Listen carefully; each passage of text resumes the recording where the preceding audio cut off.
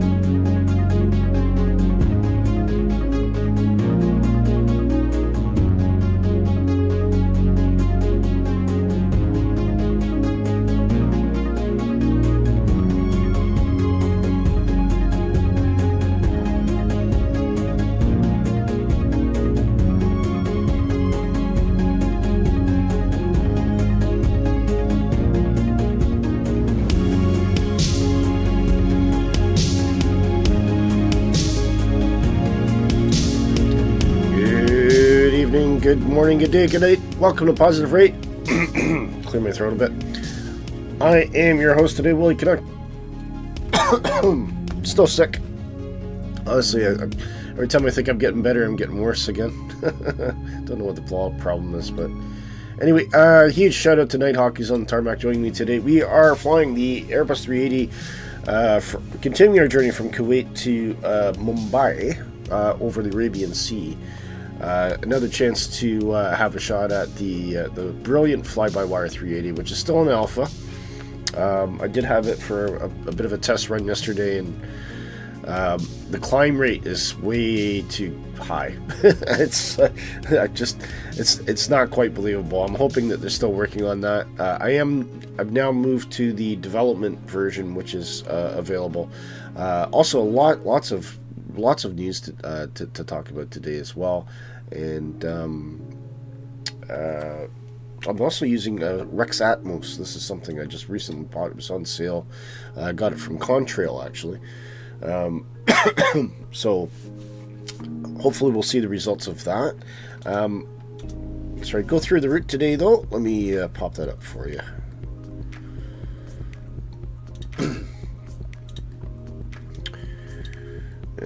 2 seconds. Right, so and morning everyone, says Nighthawk. Huge good morning to you, and a very happy Merry Christmas and upcoming Happy New Year as well. We are leaving, as I mentioned, from Kuwait City. We're taking the Cesaroo 4E departure, which is pretty straightforward. It's basically straight out to Cesaroo from runway 15 left today, I believe we have. We'll then be taking a southeasterly course as we wind down through the Arabian Sea, or into the Arabian Sea, I should say, crossing over. We'll be skirting land the whole way. Finally arriving to India, where we'll be taking the Pokhon to a arrival. Now, there's two different types of arrivals for this. There is a DME ARC version. I'm not doing that. I'm just doing a straight, basically, into August, and then linking back and intercepting a localizer for a final approach onto runway 27, which will be an ILS approach today as well. So yeah, that's how it's going to run, and hopefully we'll have a little bit of fun. It's a long flight today. It's a mid-haul, about block time of 3.5 hours, so about 3 hours total flight time, I would say. But I've already taken the liberty of getting a lot of things set up, because there is quite a bit to do, and we're going to be on the stream for a while today. Well, that's an interesting choice of music. Nothing says Kuwait City like a little bit of hoedown music, eh? Anyway, so jet bridge, everyone is boarded, so we can dispense with a jet bridge and pull that off. Hopefully that will back away in a minute. Yes, so there it goes. And let me bring the sim noises up as well. One thing I will say, the big miss with this alpha version is obviously you don't have any of the cabin atmosphere at the moment. I'm hoping that they can bring that in quite soon. So we'll start up the, open the APO. You can see the flap moving there. Don't know if we can see it from the outside or not. Not quite sure where that flap is. Is it there? Somewhere around here.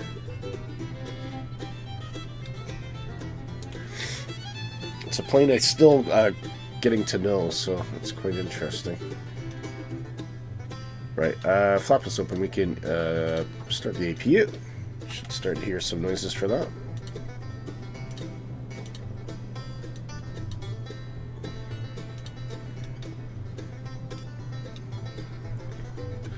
$47 tons of fuel today. It's a completely different ball game when you're flying something like this. And passenger load today is about 336.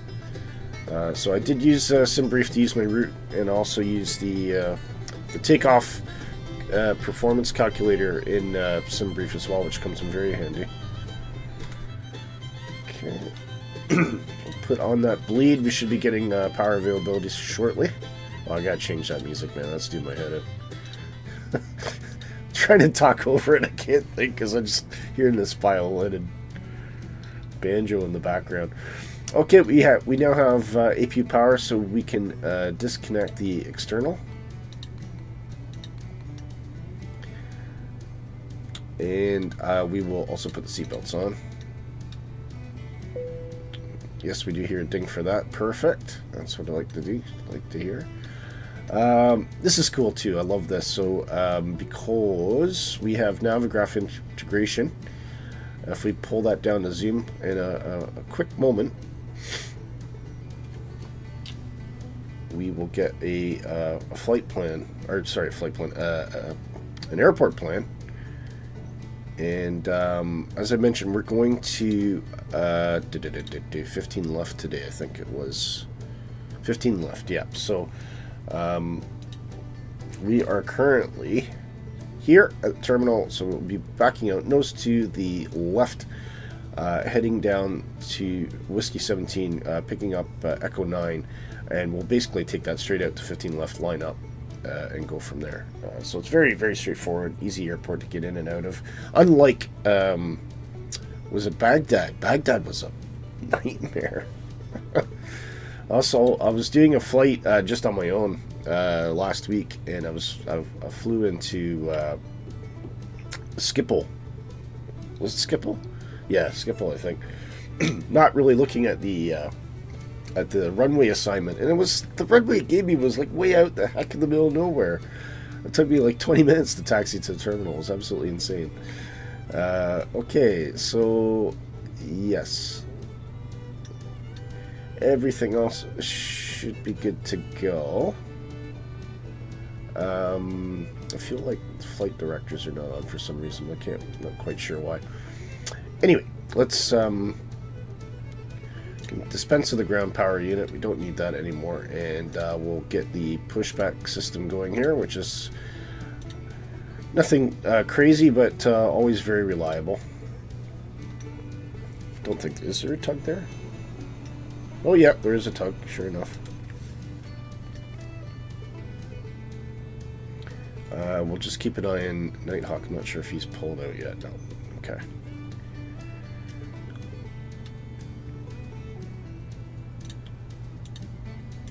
But it is a brilliant pushback system. I do really love it. Anyway, we can put the brakes off, which is hidden behind that handle. I wish he could flip up that handle. I don't know if that's true to life in the real plane, but it's really annoying. And we'll start pushing backward. Let's get all of these pumps on. There's quite a few of them.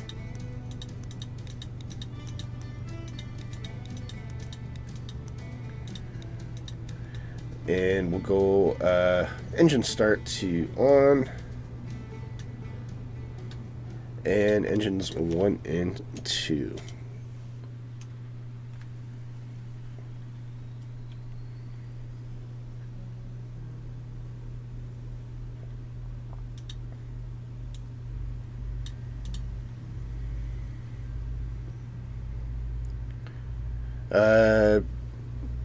Do I have departure waypoints? You've got none in the 380? Nah, it looked like a pretty simple departure, to be fair. I'm not sure.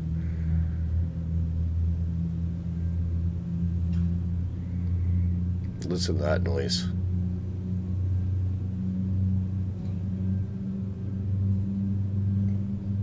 Absolutely stunning. Completely free as well. I gotta hand applause to Fly By Wire. They're just such a brilliant company, right? Let's see, where's that taxi line? So we want to be about there, roughly. Start turning the plane. Departure waypoints I've got. Yeah, practically nothing. It's really right off the runway, and then direct to Cesru. So yeah, it didn't look like there was much in it. I don't know if that's correct, but that's what I've got.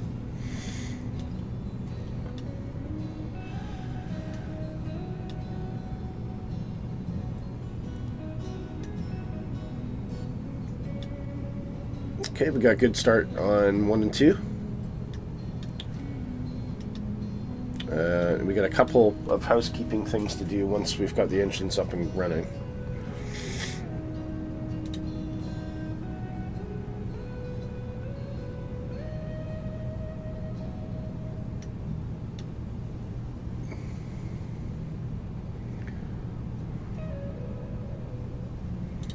Let's pick up the speed a little bit.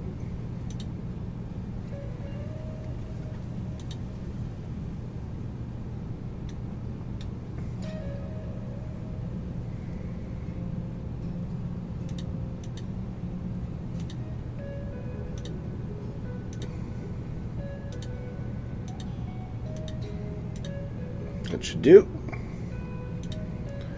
We'll halt it there, put on the brakes. You're slightly obscured by the seat there, and we can dispense with a tug.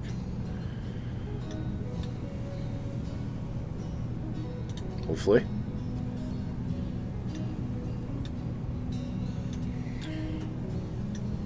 Okay, while that tug is disappearing, we can start engine 1 and 2, or 3 and 4, I should say.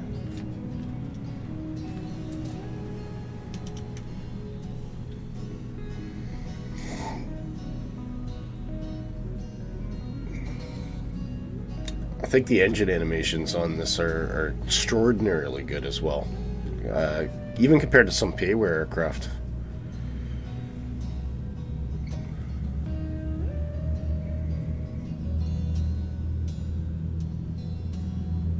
I mean, it's just so fluid. It's just so fluid. Yeah.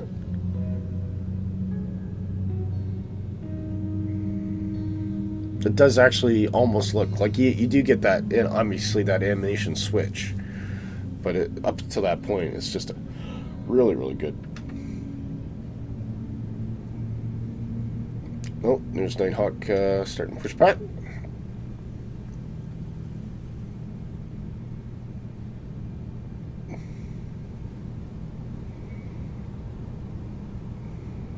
Looks like he's going around the other way.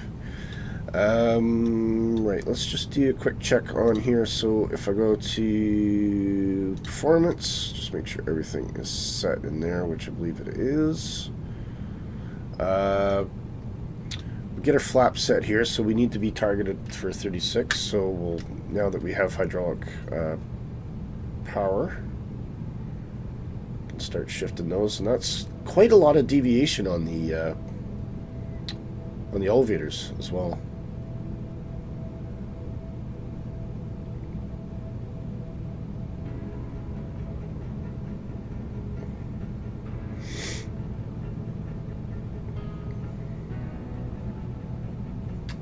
There we go. That's now set. Flight director can come on. Okay, that's what I wanted to see. Sometimes that comes on by itself. I don't know. I don't remember switching it on last time. put the speed into manage mode. That's fine. We're using a D-rated takeoff. So our V1 is pretty low, 130, rotation speed 142, and V2 149. Flaps 1 today. So we'll get those flaps out as well. And this is just a piece of art, this.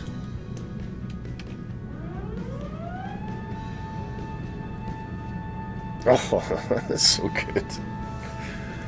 Oh, man.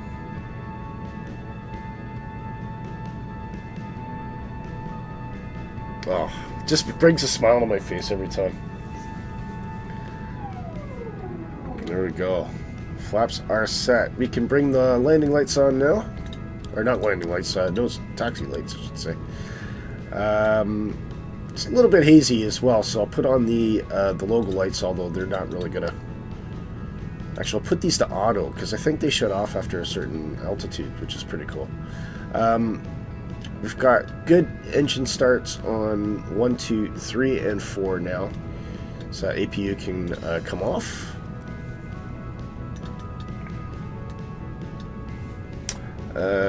Quick final checks, everything else is looking good. Right, flight controls. Let's do a quick check here. Full left, full right, center.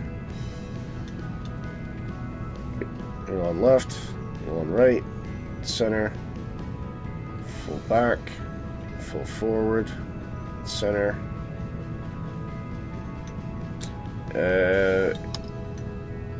Can bring our spoilers into ARM, and we will also ARM RTO. Final thing on checklist: take off config. That button is right here. Click. All green, no blue. Ready to taxi. Nighthawk, your prerogative. I can go first or you can go first. Just let me know which one you'd like to do.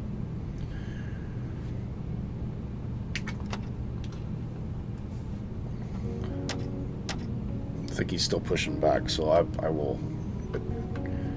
Actually, I'll let Nighthawk go first. I'd like to get Nighthawk on the drone camera. Well, it depends. Nighthawk, do you want me to take a drone of a landing or a takeoff today? It's up to you.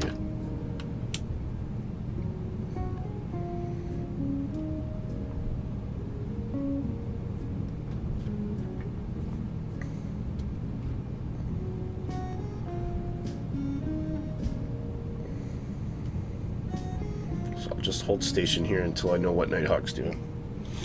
I think he's still starting up engines.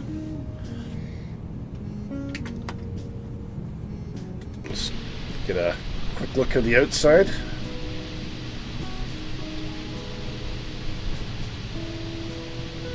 Brilliant. Absolutely brilliant. And of course, a huge thank you to Flight Design for this beautiful livery for Positive Rate. I love the tail. All of our new liveries are going to start looking like this now too, so it's really, really cool. So Nighthawk, you decide what you want to do yet. Do you want to go first or second?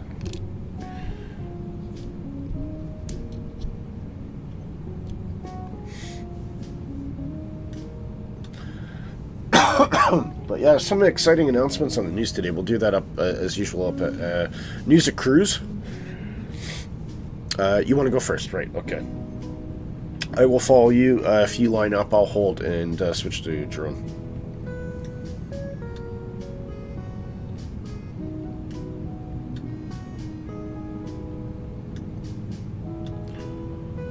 Echo 9. So it's really, yeah, it's that first turn.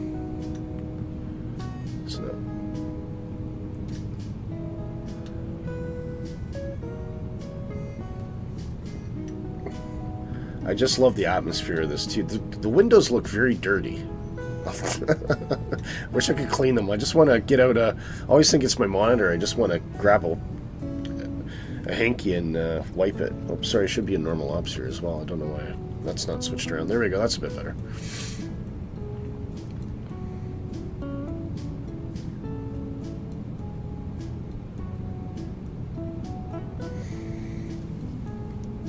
Oh, man. So I hope everybody's had a nice Christmas so far. No doubt we'll have a few visitors dropping in today, as this is a one of the longer streams. So, if you're sitting in the background and you're just kind of cozying up, and you know, do put up a little message in the chat. Let us know that you're there. It's always nice to hear from you. Okay, I can see Nighthawk rolling now.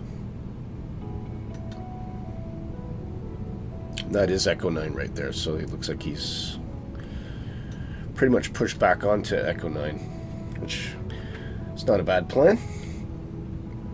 I'll release brakes at this point. We'll give it a little bit of thrust.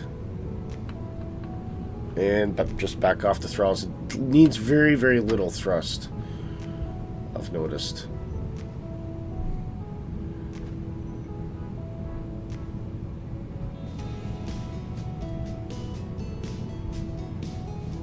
Okay, we'll just hold there for a sec. Get a little bit more clearance.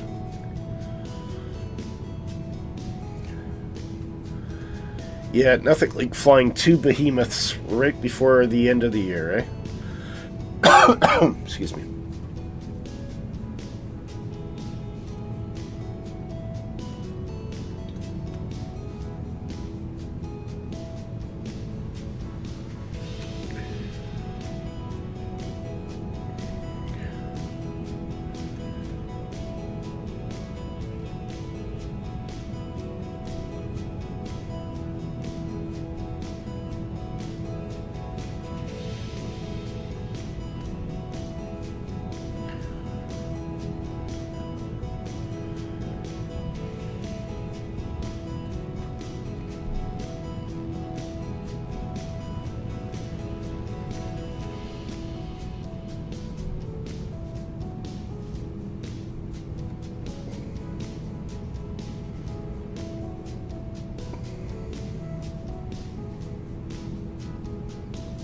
There we go. Easy does it.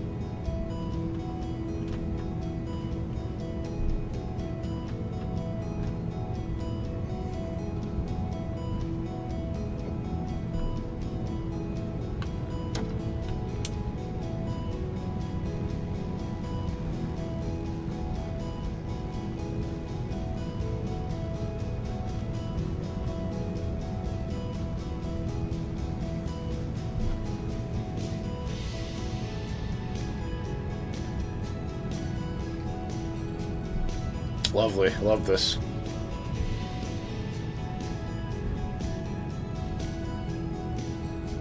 Okay. Looks like that's Nighthawk getting ready to line up.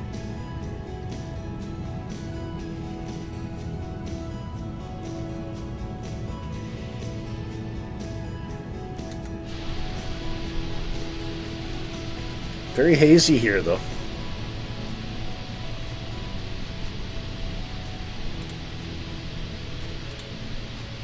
Pull that music down a bit for a sec so we can hear all the atmosphere. There he goes.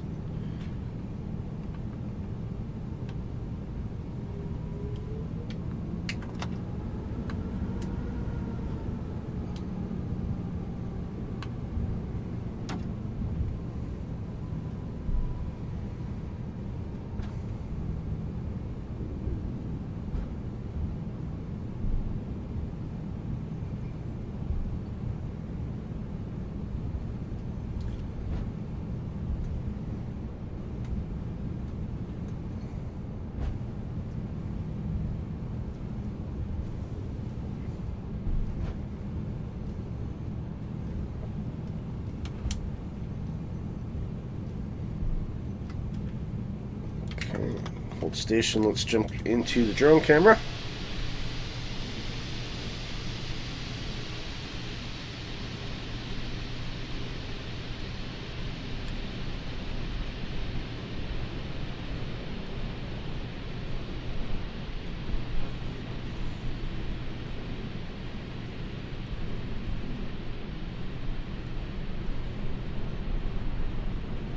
Is he rolling? Almost.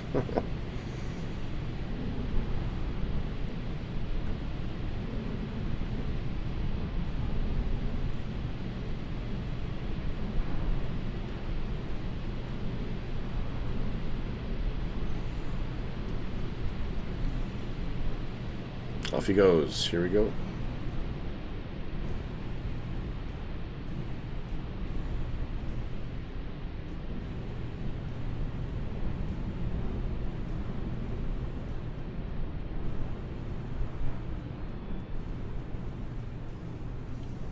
Look at that takeoff roll. A little bit of stutter there.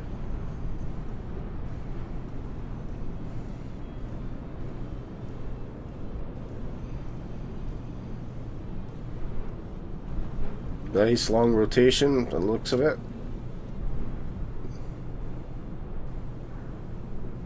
And up he goes. Excellent. Okay. Right, can't alert the cabin crew because none of that's working right now. So nose takeoff, landing lights on, taxi turn off, and strobe 2 on. Everything else is looking good. Tickety boo. Altitude set 10,000. QNH set. Everything else is good. Quick check below dash. Spoilers are armed and brakes into RTO. ECAM no blue. We'll put this back into nav mode here. Brakes are off. Let's go.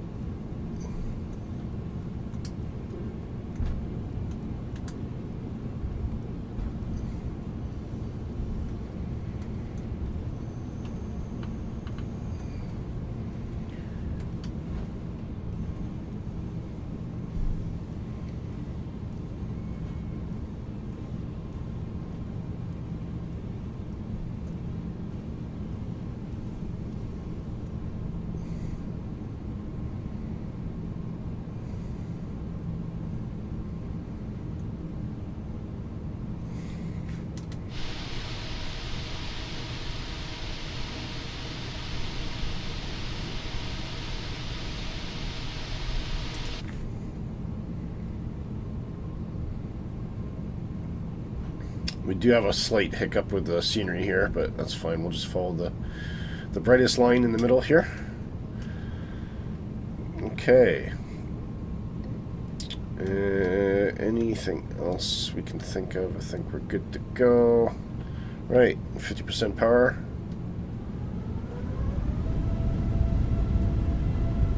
Engines are stable. Flicks SRS.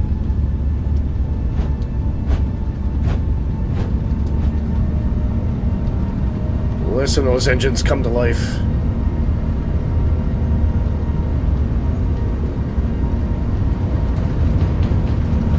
Under knots. V1. Rotate.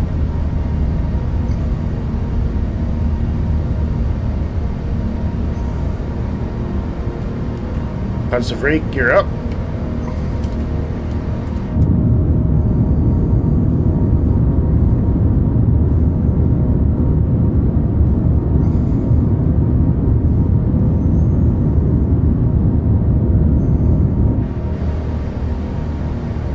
And autopilot on.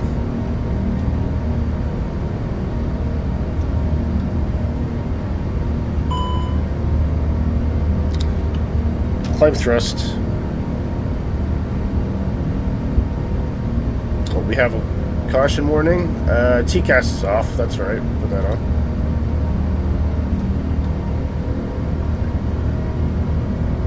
Speed increasing. Flap 0.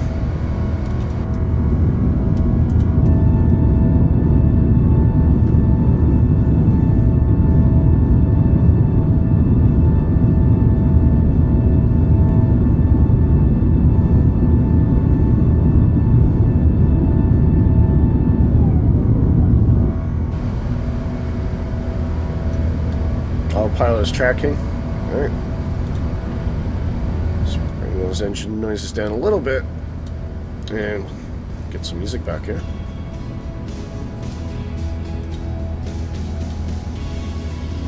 And up we go.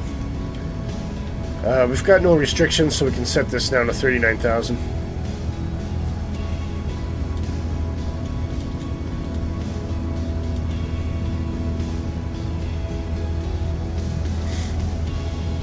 $39,000 blue.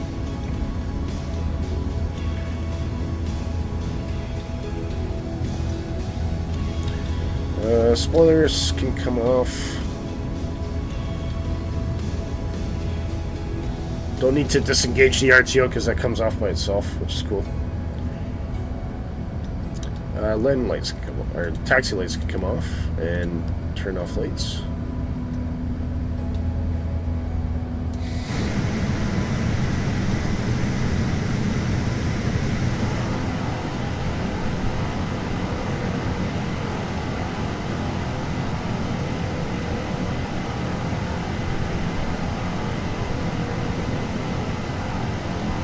Say goodbye to Kuwait.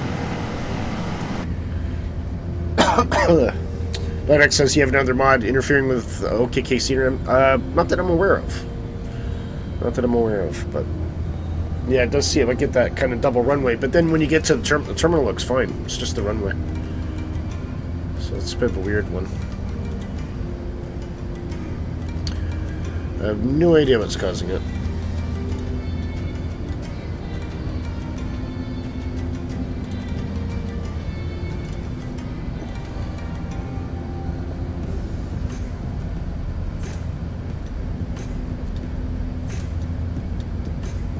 Definitely see a lot of cloud layers in with that Rex Atmos.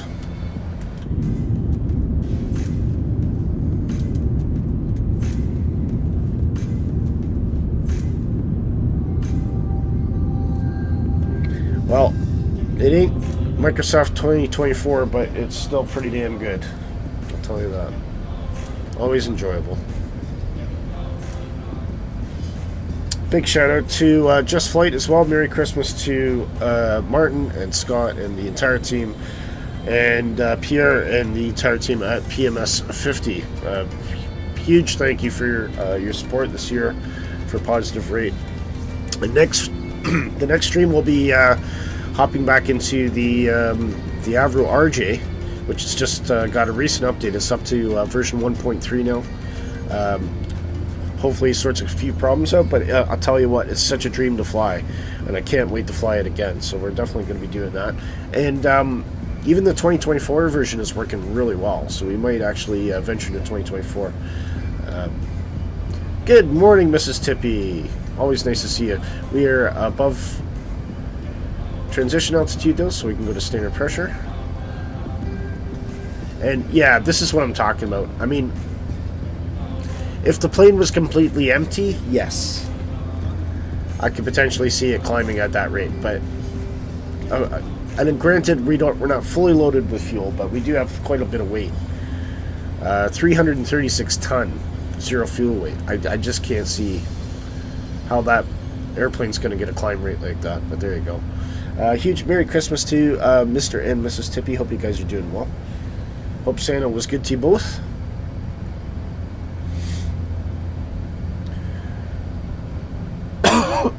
Excuse me. I'm just going to get a drink of water, be right back. I'll leave you some fantastic views at the side of the plane here.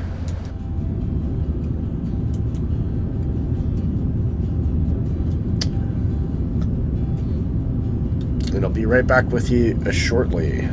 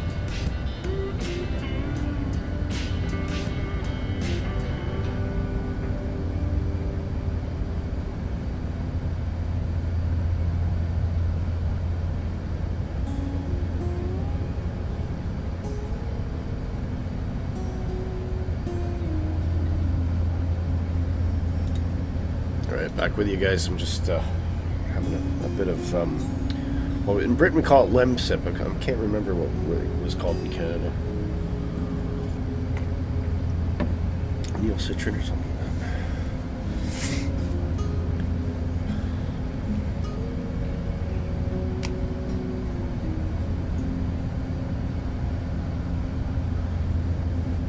Yeah, Christmas is, it's been alright. Just again, I've just seemed to lapse back into another head cold, which is really annoying. Just as I thought I was getting off one of them, I seem to have picked up another bug.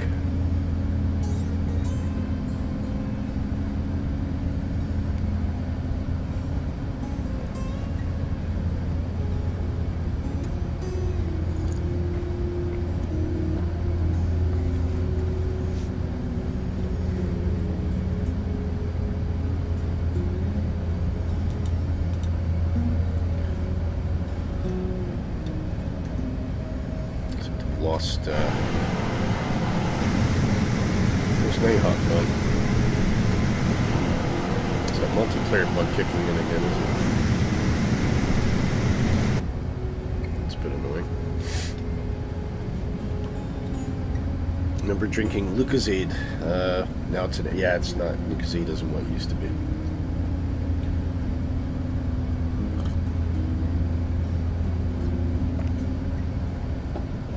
I'll tell you one of the best things though is just straight old, not the energy version, but just straight up Gatorade, like the old traditional Gatorade is quite good. I used to find that helped. And just like that, we're almost at our cruising altitude. That's unbelievable.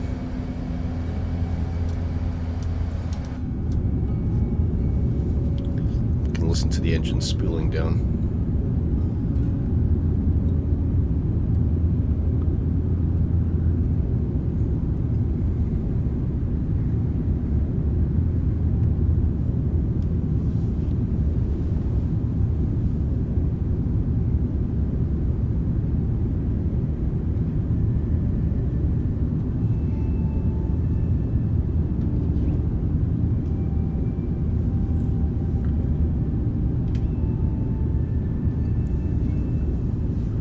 There they go.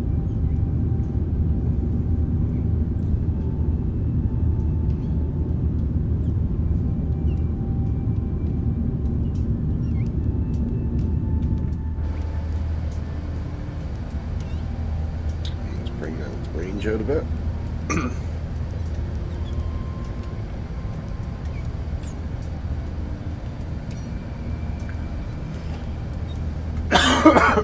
Excuse me. Yep, you're gonna have to put up with 3 hours of me coughing and spluttering today again.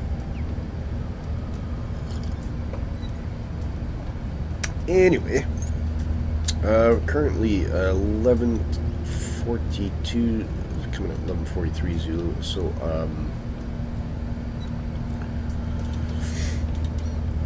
puts us estimated arrival at Mumbai at 14:43. So that is almost exactly 3 hours from now.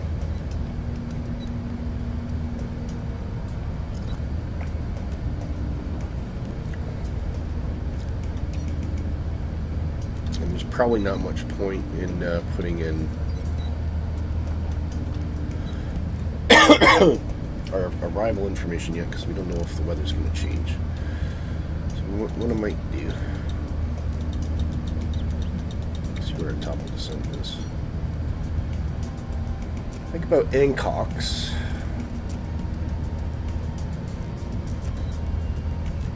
We'll check the weather there. So what I'm going to do is I'm going to put in a fix.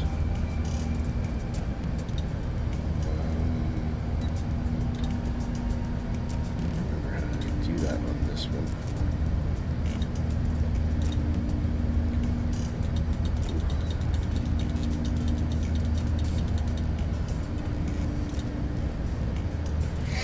Oh, how do we do fixes?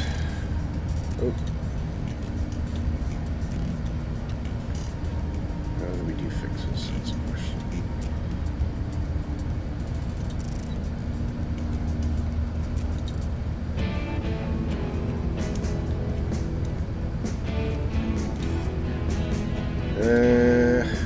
fix.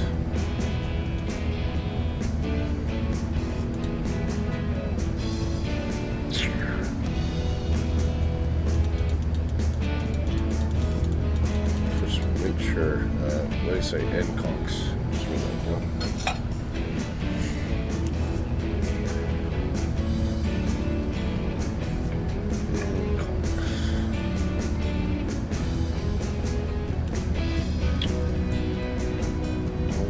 Just put a little range circle around it just to remind me to check the weather and put in our approach information.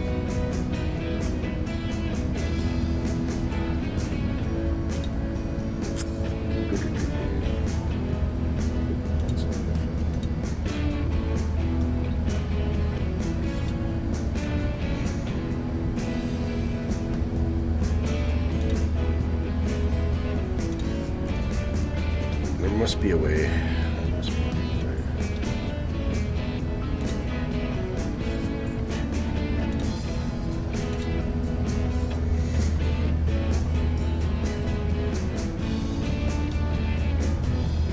If anybody has any ideas how to enter a fix into 380, your help would be appreciated.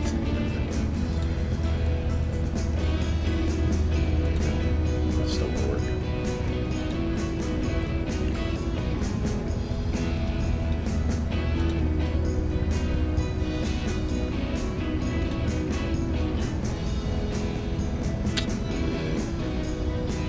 I want to put in a fix. Can't remember how to do that, or if I ever have done it on this actually.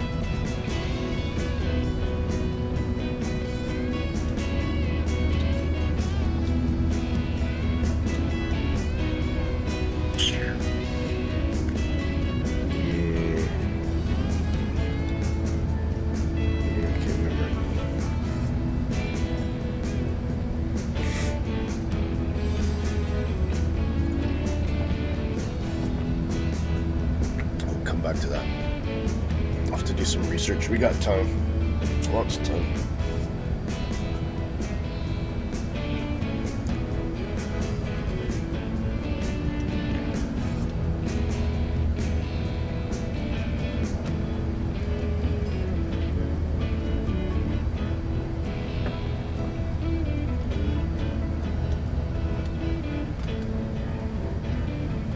Sucks.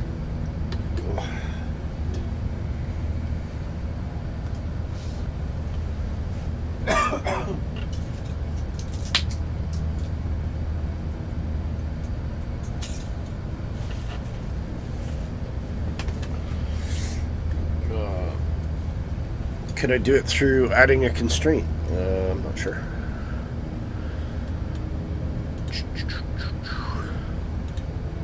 Oh.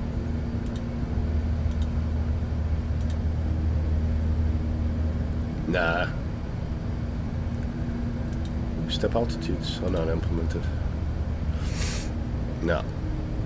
No, I don't think that's the monkey.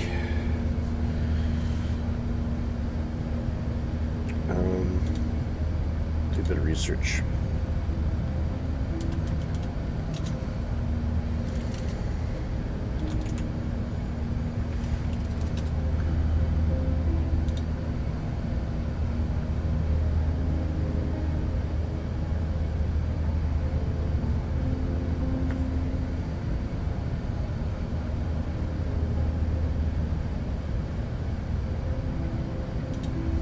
Might not be implemented.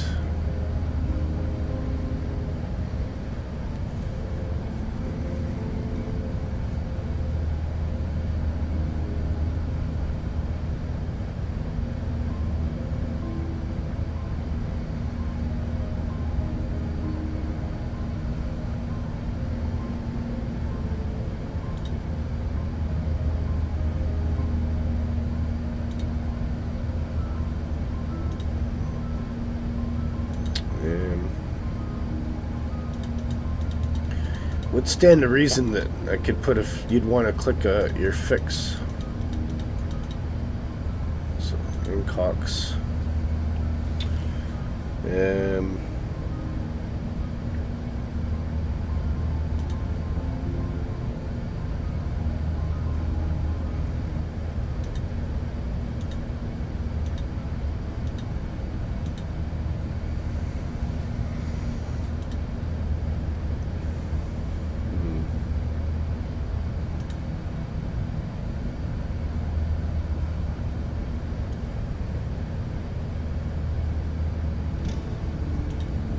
Yeah, I'm not sure. Oh, curious if we had any step altitudes in that plane, did we? No, 390 the whole way.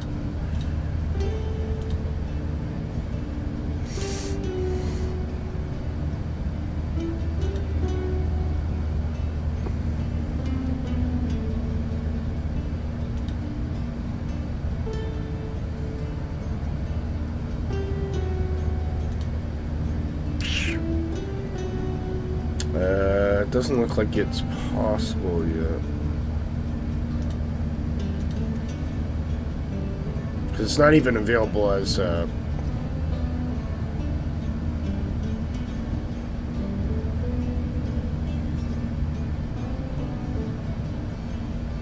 it's called something else.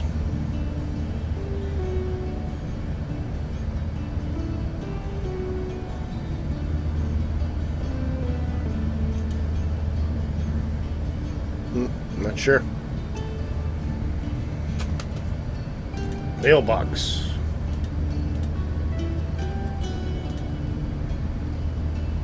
Yeah, I don't know.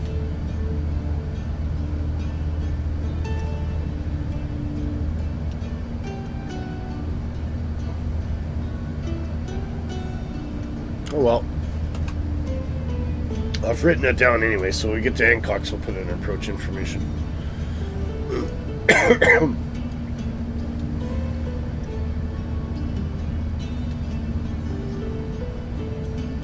But we're rocking it. I mean, Mach 8.5, I love it. It's so fast.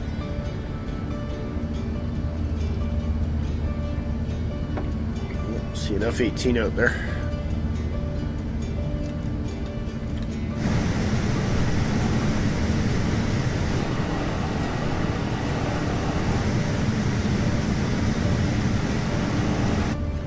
Completely lost Nighthawk though.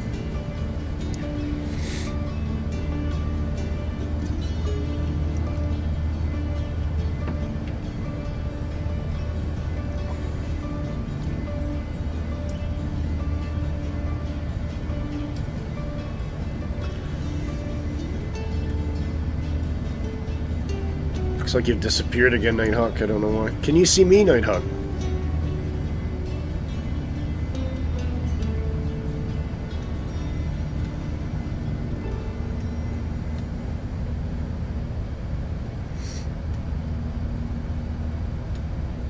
Take those engine noises down just a little bit.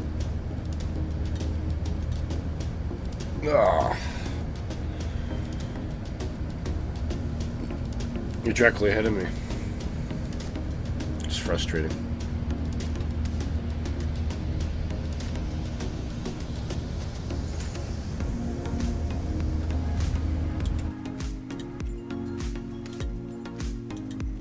Let's try going to West Europe.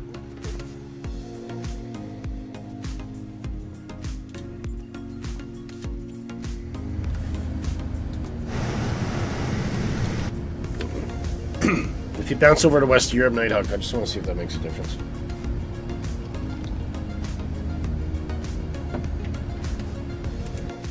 Assuming I did actually switch. Yeah, I did. Sometimes wonder if North Europe's just not reliable.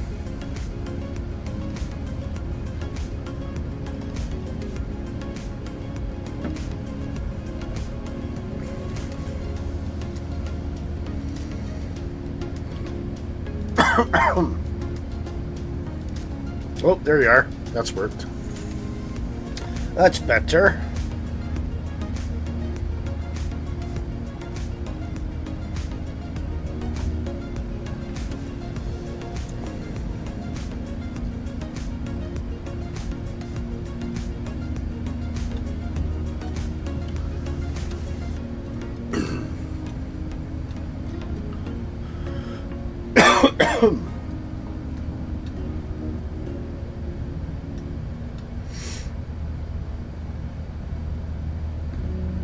What's our ground speed? Ground speed 535 knots. Holy crap.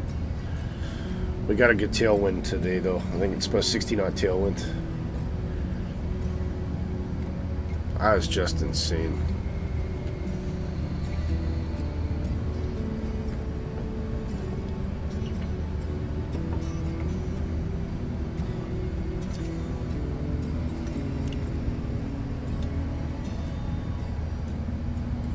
Well, I might start using West Europe from now on then.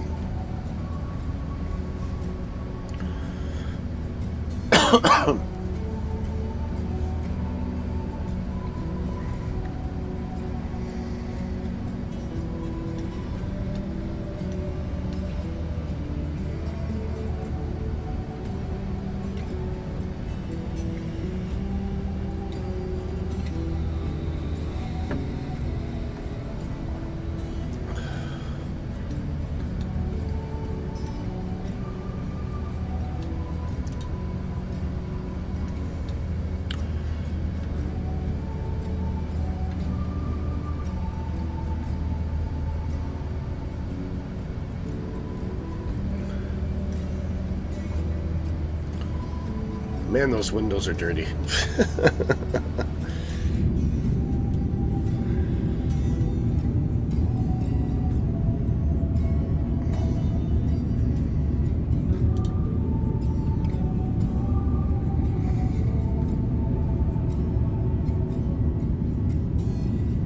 Pretty cool.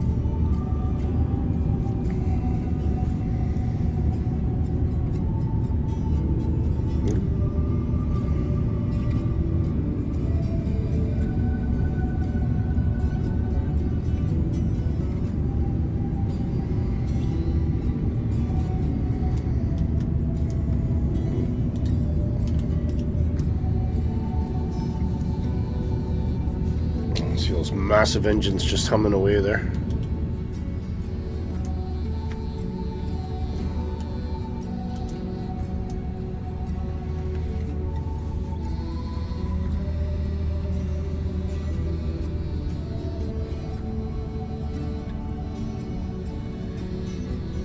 That's a pretty good scene there. Look at that.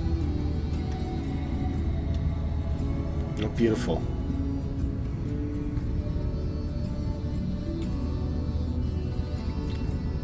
That's so nice.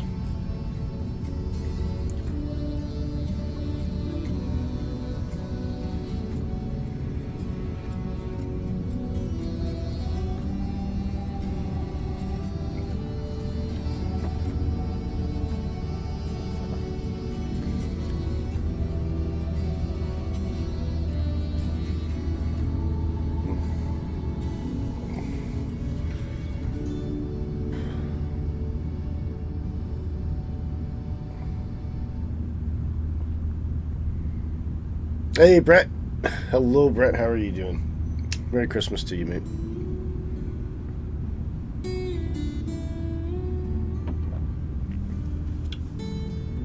Oh, water's like glass. There's a few airplanes buzzing around there. And to me too. Thank you very much. Yeah, just if I could shake. I got another cold though. That's the only pain. That's what I got for Christmas, another cold.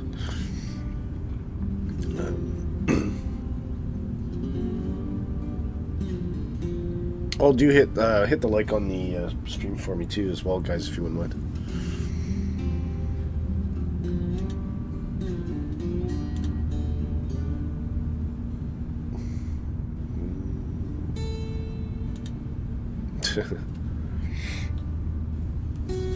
Miss Tippy, she gets all around, doesn't she?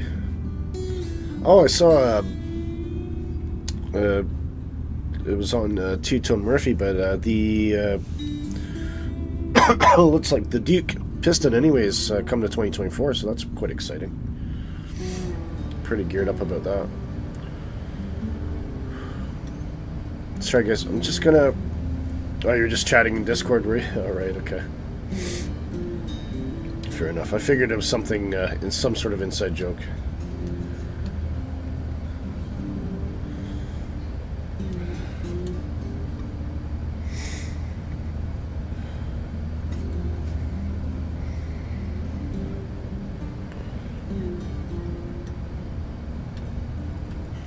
Oh, Cassie.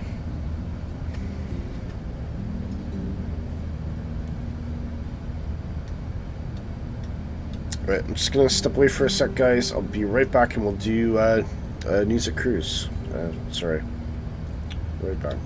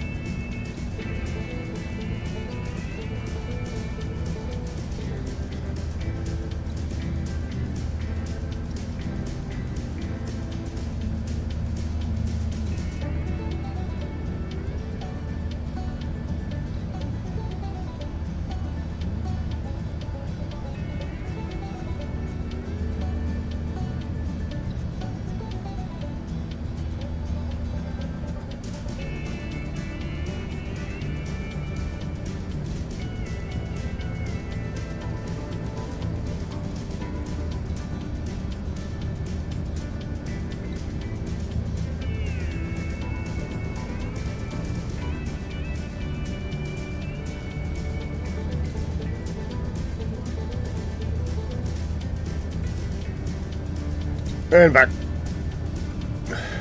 Back with coffee. Hey. Alright. Okie dokie. Let's get to it, guys.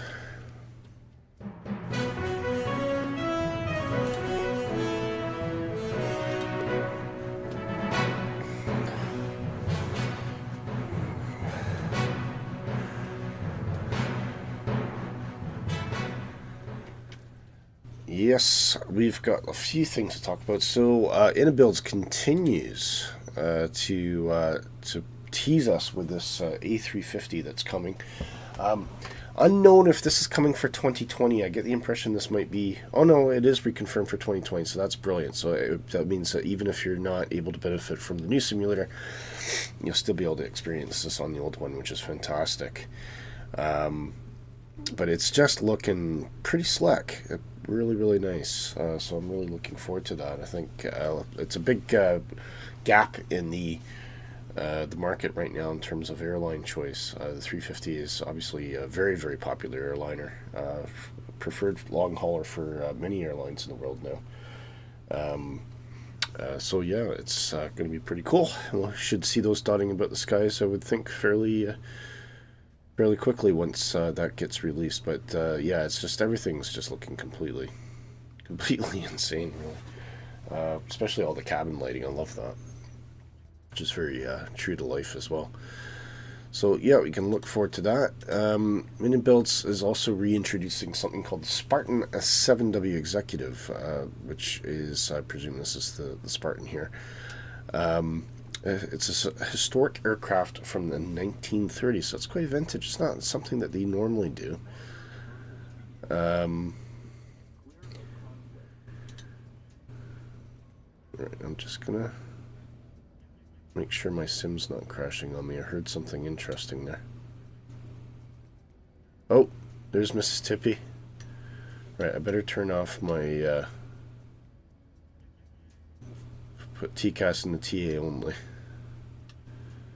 just to make sure nothing changes there. That's good. Right, we'll get a... And she's in the F-14 today, which obviously doesn't look like an F-14 for me, but that's alright. Right, back to the news. Here we go.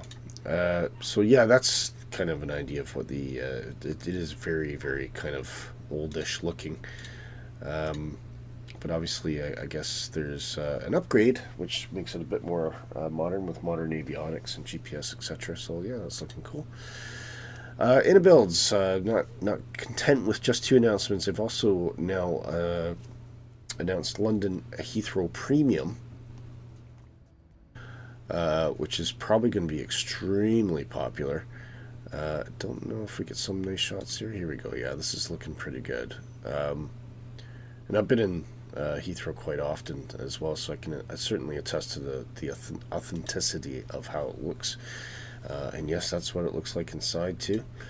It's a massive airport.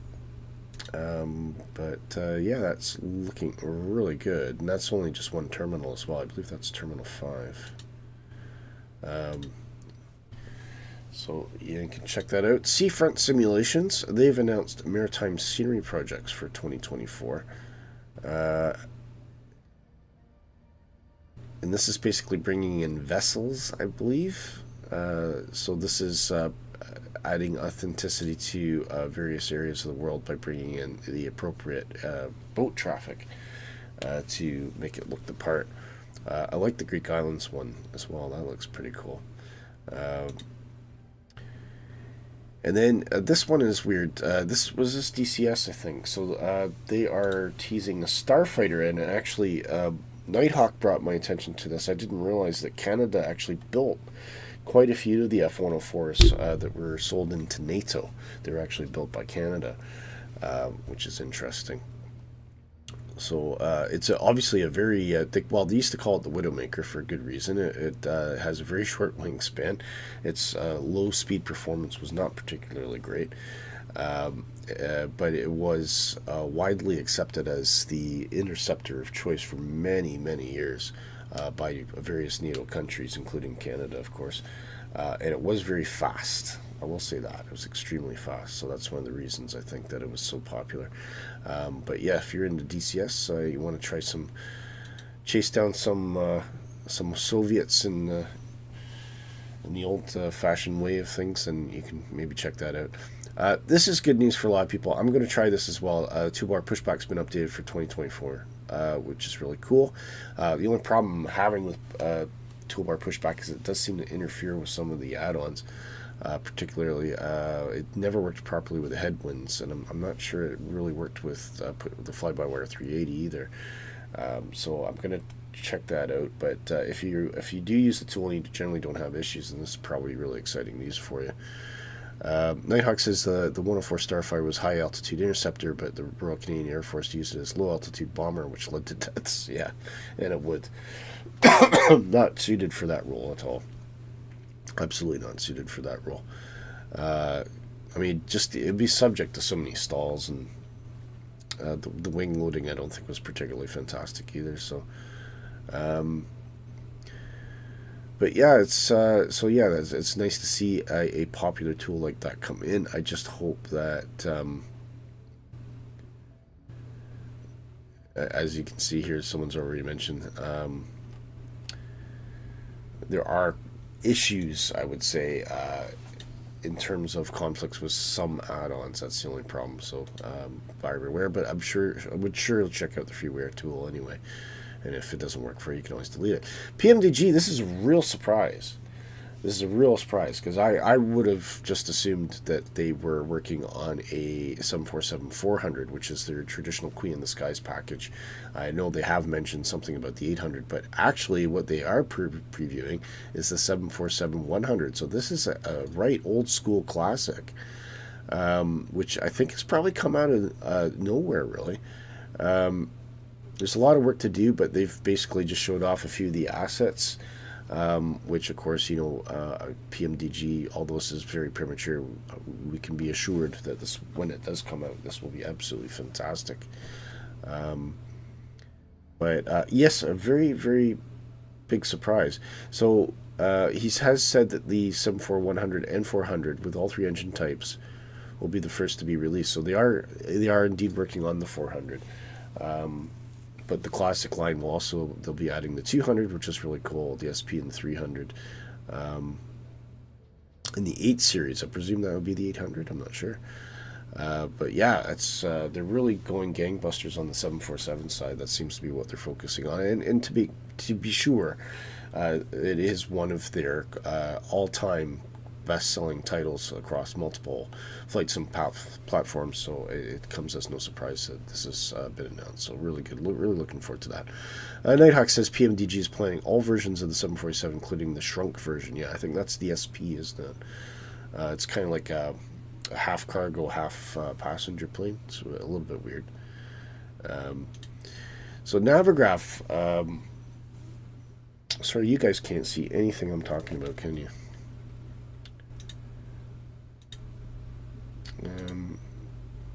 I did it again.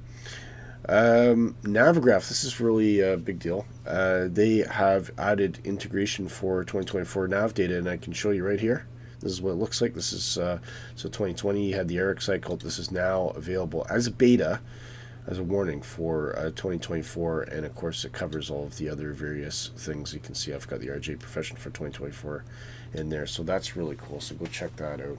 If you have Navigraph, you can get more accurate data. I'll just show you what I was talking about earlier. So this is the 747-100 assets that I was speaking of.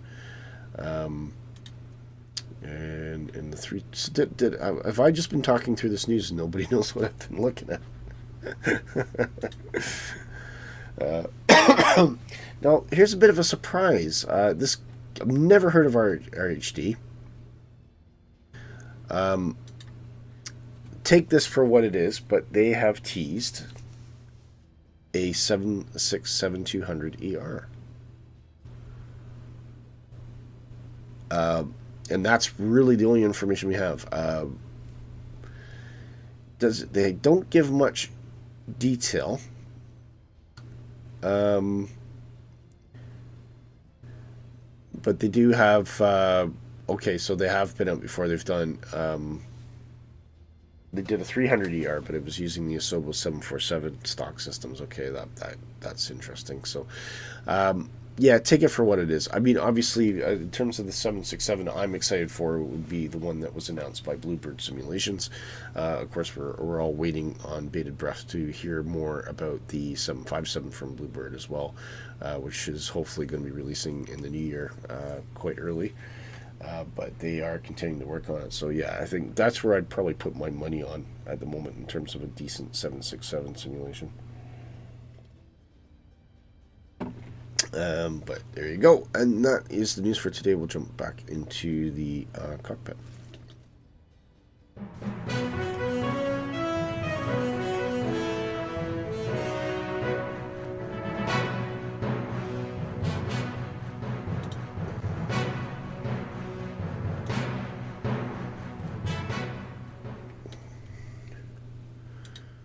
Okay.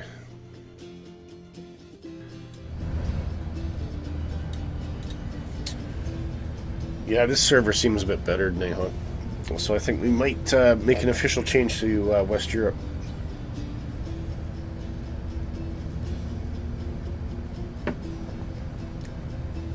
I think it's maybe just a bigger server. Possibly that's a part of the issue. I'm not sure. But I'm certainly seeing a lot more traffic in the skies. Oh, there's Mississippi behind me.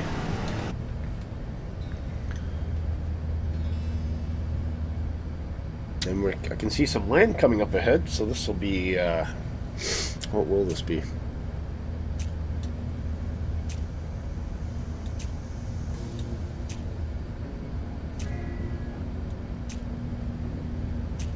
We're currently over in the United Arab Emirates and Oman. Posted a few pics of the, do you mean the 747 SP? Right.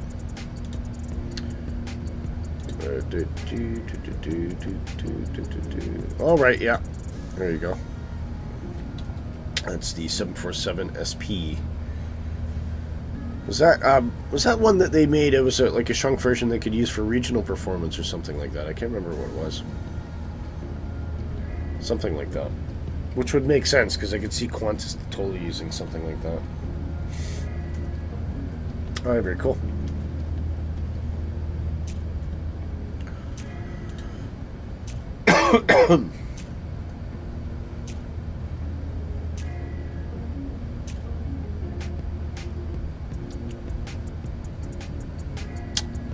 SP was for longer range. Oh, was it? Okay.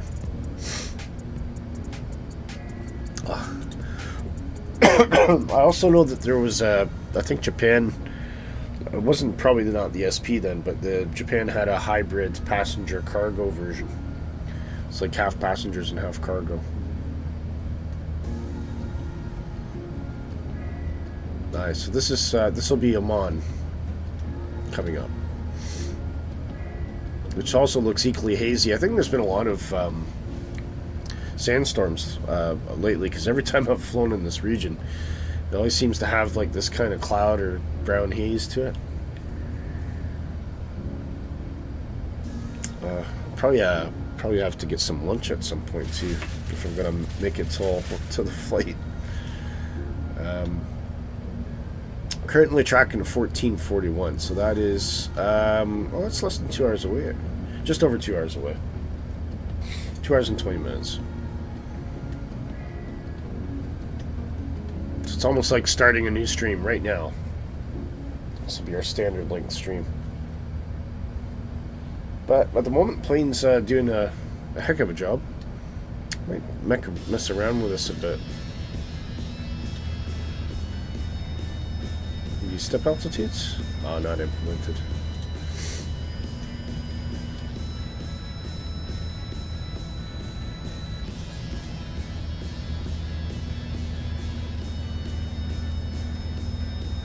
Yeah, I'm surprised that the fix stuff isn't implemented yet. Status and switching.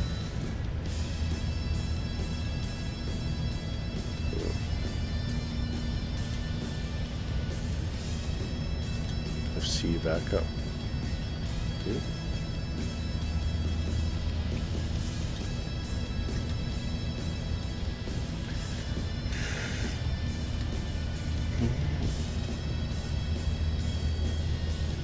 See if Mrs. Tippy's around. There she is.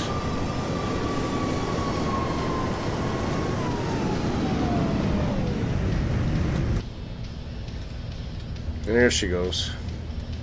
You just look like an Airbus 320 at the moment, that's all. At least you don't look like a prop airplane or something like that. Well, the light should be off.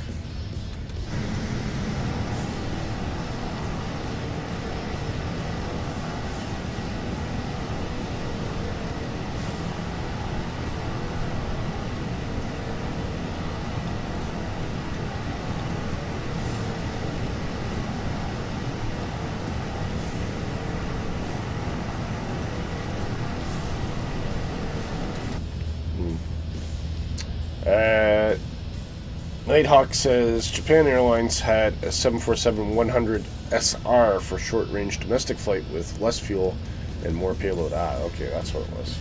Thank you. Thanks for looking that up. I knew they had some sort of weird version. Oh, there's Mr. Tippy. He says, hello, hope you had a great Christmas. Yes, generally. Apart from the fact that my sim is just frozen. Uh-oh. That's a hard freeze as well. Oh! Recovered, thank goodness. And now everything's disappeared. Could be my internet. I guess am I coming through clear for you guys? No problems there. It should be managed. Well, everyone's coming back to life slowly.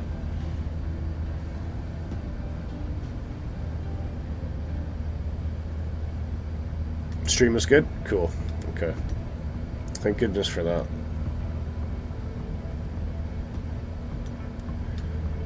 Well, we're supposed to be getting... I've been informed that we're getting full fiber to my village within the next 6 to 8 months. So I'm really looking forward to that, because that's going to completely change everything. In terms of stability, streaming, obviously, you know, Microsoft Flight Sim, you're downloading scenery and stuff like that.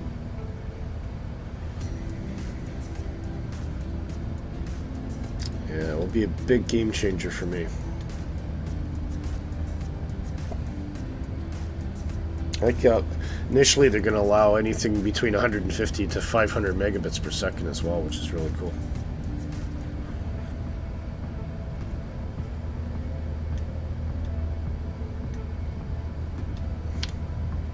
There we go, you can see Oman.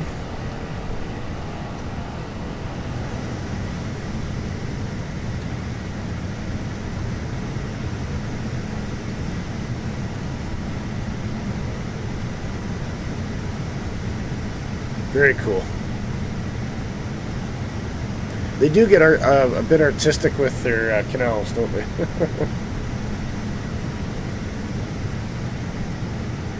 That's kind of neat. I didn't know about that. It's almost like they've got all these different shapes cut into the canals. It's interesting.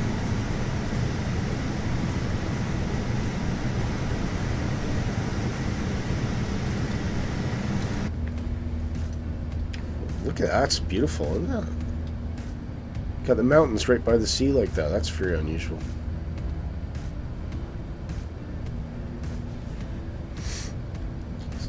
See, the waterworks looks like an F1 course. Yeah.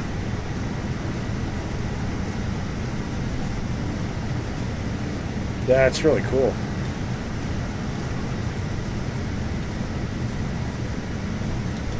Traffic. Oh, I'll be Mrs. Tippy again. Somewhere.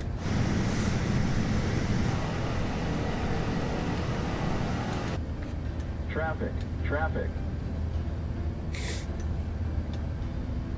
Where's the traffic?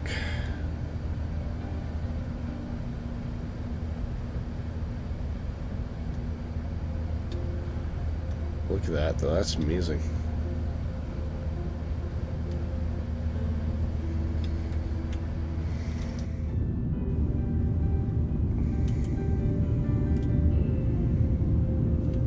Very cool.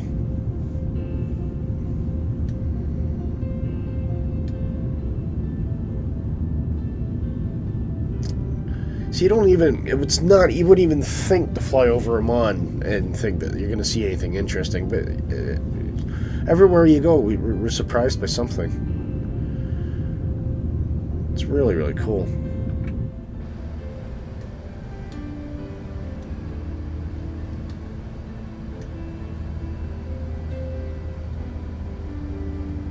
I love the mountains out there, though. That is really, really something.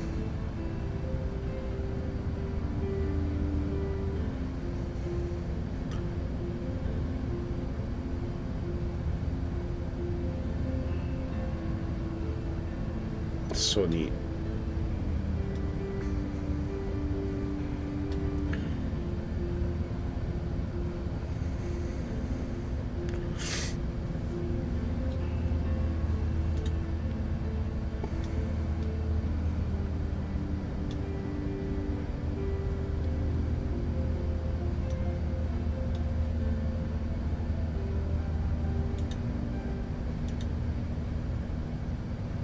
Yeah, we don't have any of this stuff is implemented by the looks of it yet.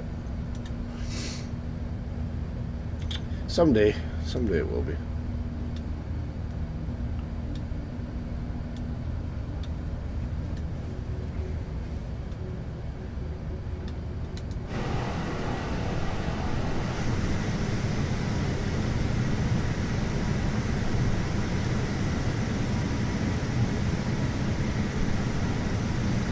Look at that.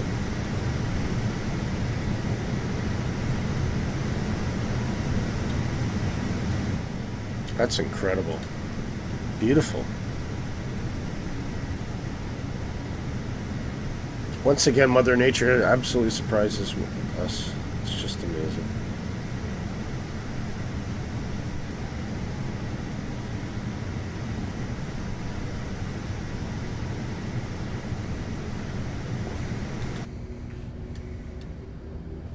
That's so good.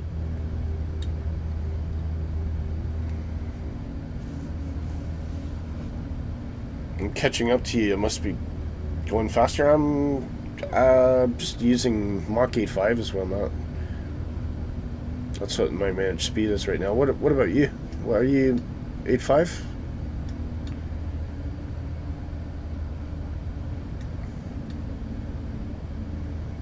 Unless you're pulling in slightly different weather for some reason. I'm not sure.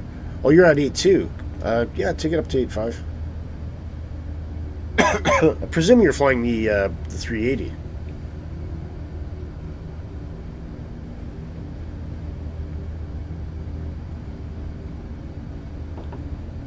I mean, it can slow down to 8.2 until, or 8.1 until you catch up.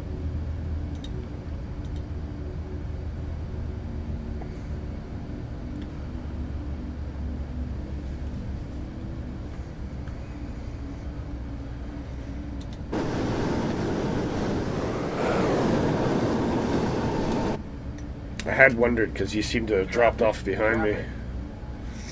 Oh, this tip you'll be out there somewhere. Oh, there she is.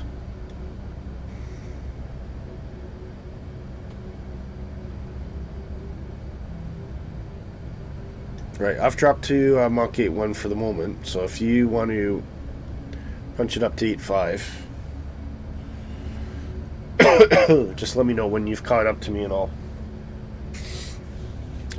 re-engage back to Mach 8.5 again.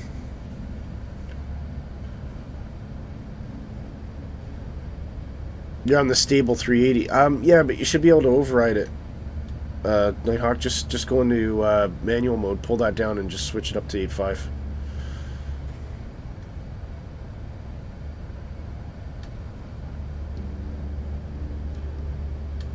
But yeah, I do agree. I'm so far the development version seems to be pretty fine, pretty okay.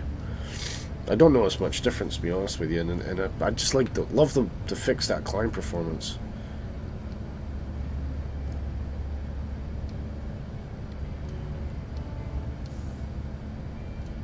Oh, 640 miles and no destination in sight.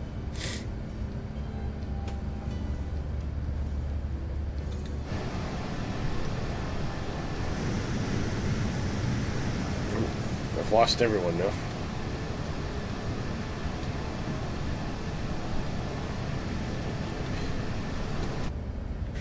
Hopefully you guys will appear again at some point. T6 guys, be right back.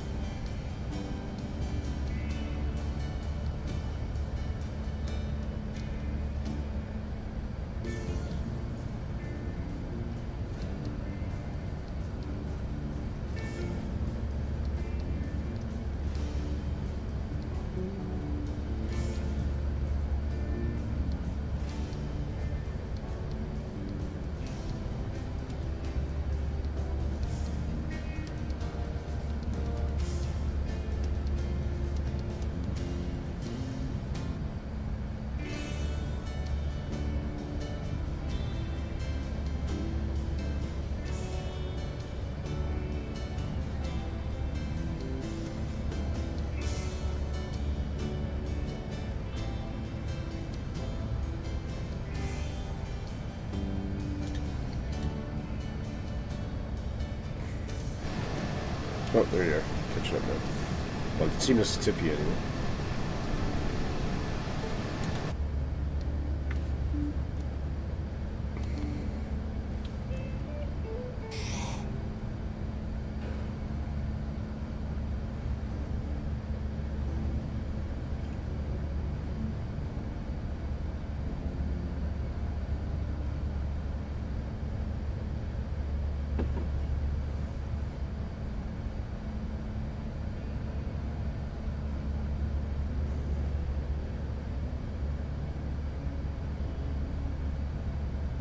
Are you catching up, Nighthawk?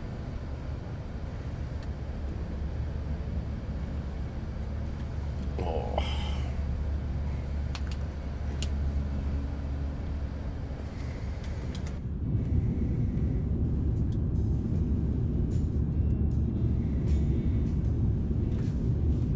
Oh, you're ahead of me. Okay. I just can't see you then.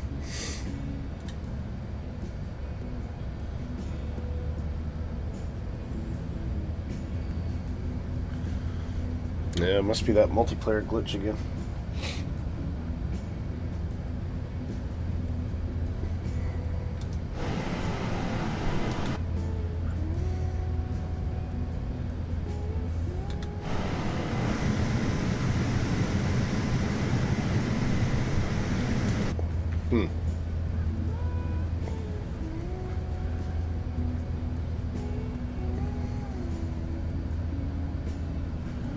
Oh, what time is it now?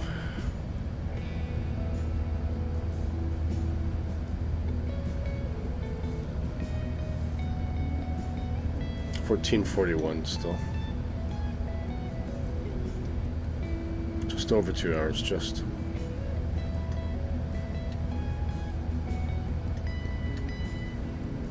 We should play.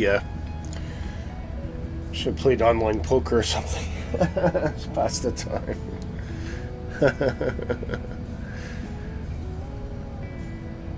That'll be fun.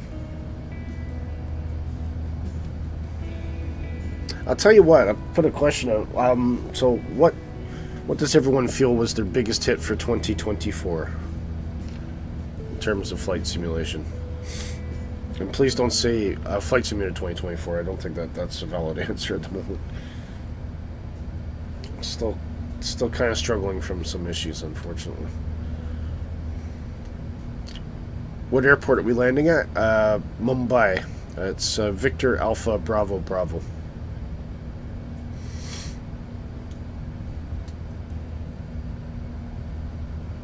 I'll just copy the route again there.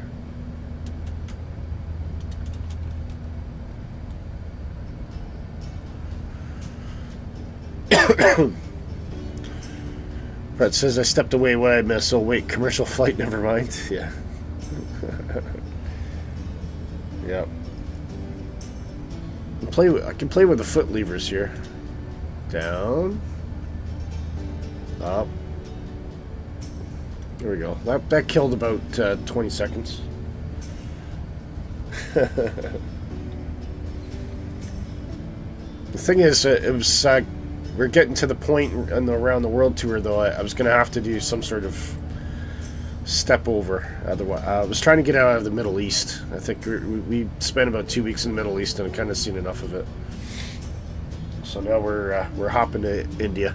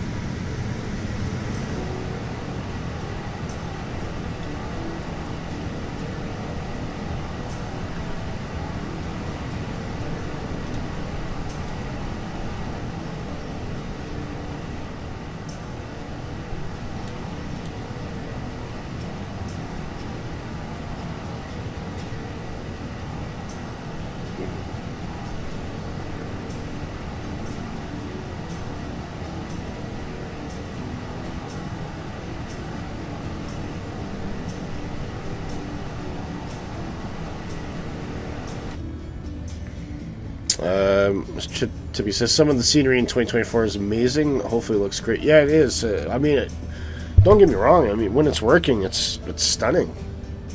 It's really, really something. Especially flying over Britain, I've noticed. It's definitely a marked upgrade. And everything looks a bit more vibrant as well, I think. It's just, for me, because my internet connection isn't the greatest. It's sometimes I get really weird quirks. Like if I try to fly any of the aircraft that are streamed, you know, sometimes the cockpit looks clear, and then I'll go cut to another scene. I'll come back to the cockpit, and everything's fuzzy. Sometimes things don't work right, and it's just like it's really frustrating. The one thing I will say though is the Avro RJ that is actually installed properly on my hard drive, that flies fantastic in 2024. No problems at all. No stutters or anything like that. You know, that just works. And it says to me, like, you know, fair enough, the scenery is too massive to download, but I would love to be able to download airplanes at the very least. So, because I think that would make things work a little bit better. Brett says, what was the question? What was the biggest thing in 2024? Yeah. Sim-related or otherwise, I think we'll stick with sim-related. Yeah. Tippy says, I flew around yesterday to some of the biggest tourist destinations in the world, and unfortunately not many of them looked even close to what they should look like. It'll come in time. And of course you'll get enhancements as well. Either third party or they'll just upgrade the scenery themselves. Brett says all streamed aircraft are like that even when the internet is fast. Oh yeah, it doesn't work. Whoa, there goes Mississippi upside down. That was a good pass. Yeah, it's I can see what they're trying to do, but they need to give us more options. They need to give us the choice to download airplanes at the very least. At the very least, let us download airplanes. Because it's just not. I mean, if the internet's fast and you're saying it's still not working, then it just says to me that they've taken it too far, right? And I know that they're trying to reduce the size and all that, but I mean, I'm quite happy to sacrifice some hard drive space for some decent airplanes. I don't mind. And the thing is, I really want to try some of the default aircraft. I think, hands down, 2024 has introduced some of the highest fidelity default aircraft I've ever seen.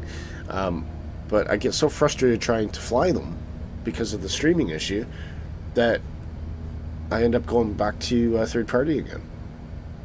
And I think that's a shame. Other than the total cluster, yes, release of the new sim, I think 2020 got to its most stable launch, most stable since its launch. Yes, I would agree with that. Yeah, definitely. Fuzzball, yes.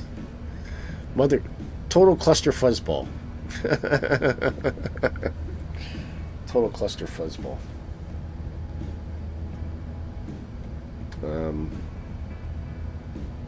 It's funny because, you know, in our household, my kids are getting older now, so and they're quite good with, you know, not swearing in the house. I don't know what they do outside the house, to be fair.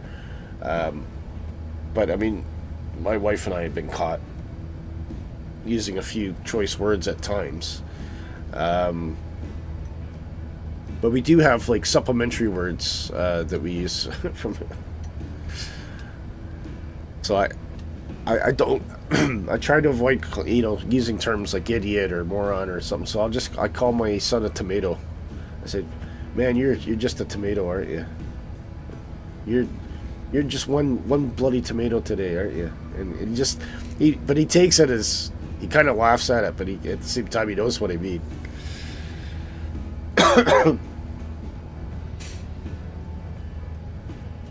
I'm sure every family is similar. Okay, coming up on Alsace, I think we could probably do a fuel check here, actually. Which is not something we normally do, but let's do that.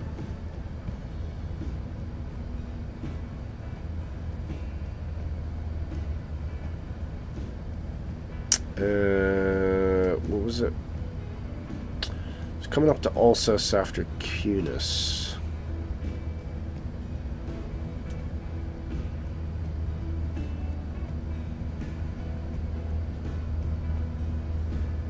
There it is.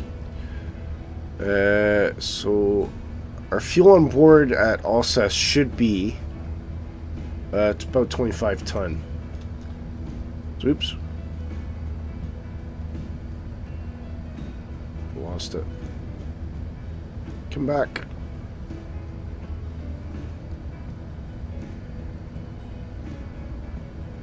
There it is.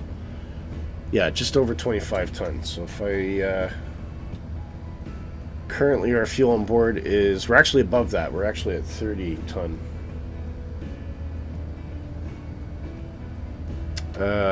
And we'll be intercepting Alsace at 12:48, which is about 5 minutes from now. So as long as our fuel's higher, that's generally good. It's probably the tailwind that's helping us a bit too. Yeah, you don't want.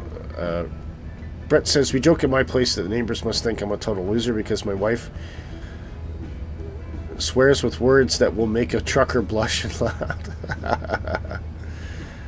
If they ever call the police, she needs to say it's not directed at me, but at dropping something or kicking her toes. Oh, right. Okay, fair enough. Yeah, I'm married to a Scot, Brett, so as you can imagine, a Scottish woman is not going to hold back if she has something to say under any circumstance.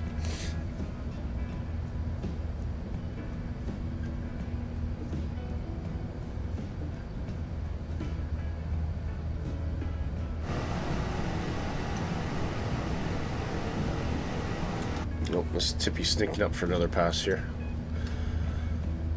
Back out the view so we can catch it. That's what makes her swear.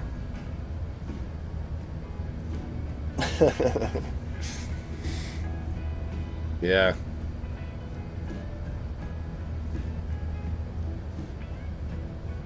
I did at one point have a moving map.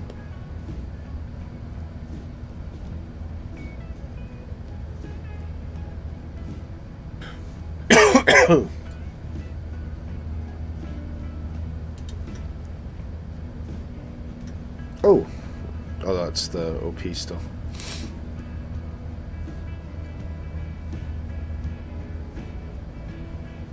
It's charts. I always thought there was a moving map on this thing, but I guess not.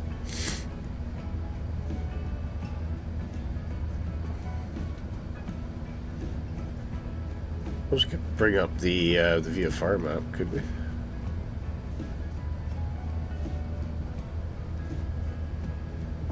Mind you, that won't have the flight plan, will it?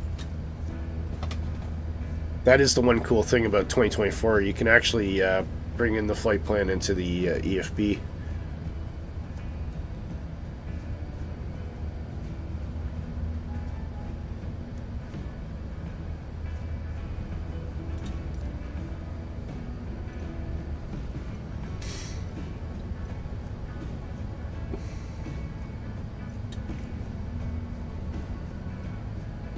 We could probably do it through that.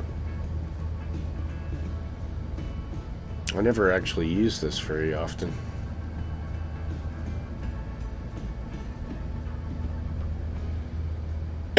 Oh,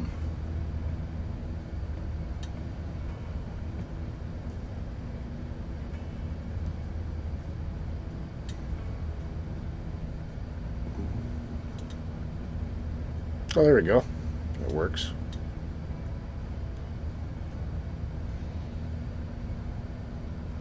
Size that down a bit. Woo! What happened to it? There it is.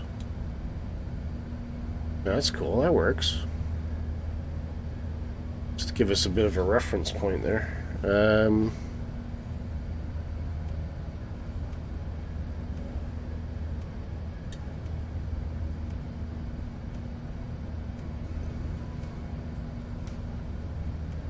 Cool. That works perfectly.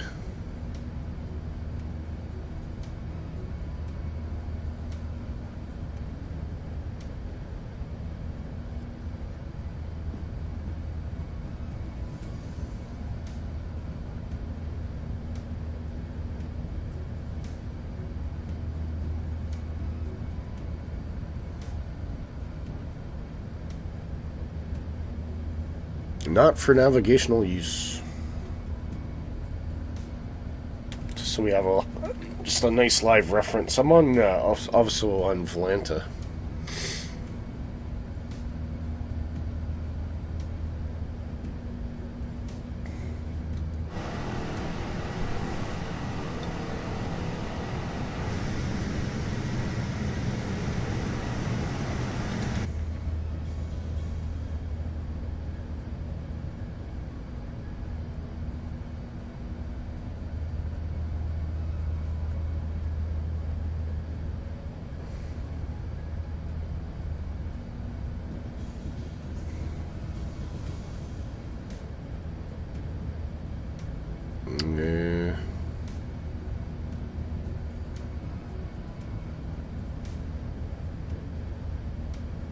I wonder if we can clean this up a bit. I'm not sure.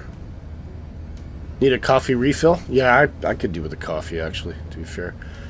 I can use the GTN 750 as a VFR map. Yes, you can. But sometimes the GTN does weird stuff. You just gotta be careful. I mean, I could try it.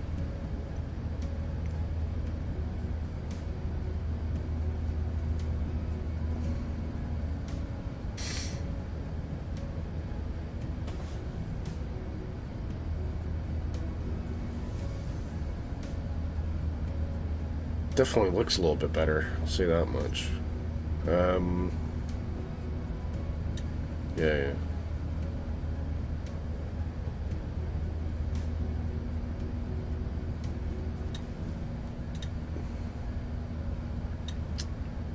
Oh, don't tell me this is wiped out settings again.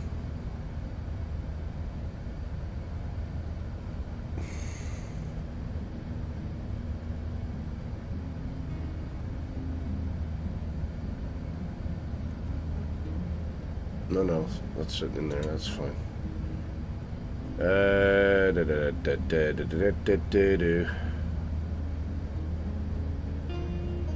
Options.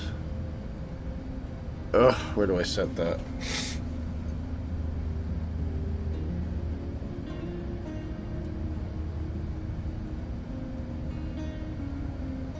Oops, some brief pilot ID.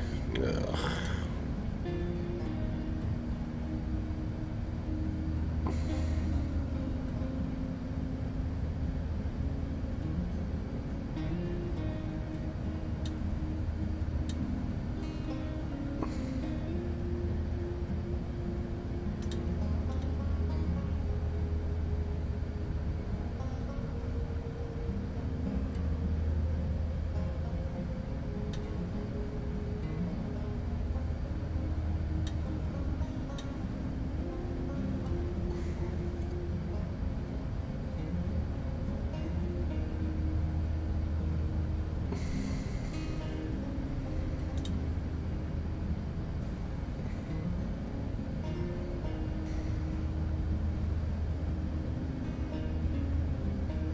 You going for another coffee as well? Yeah, I might. You know what? I might. You guys have inspired me. I'm probably going to go for a coffee in a moment as well.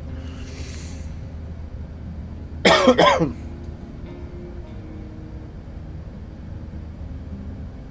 wonder if GTN will be able to consume this flight plan. It's quite big.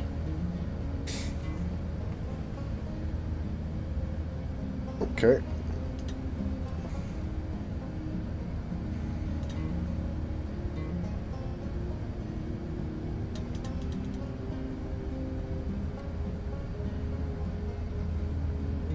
Yeah, kind of works.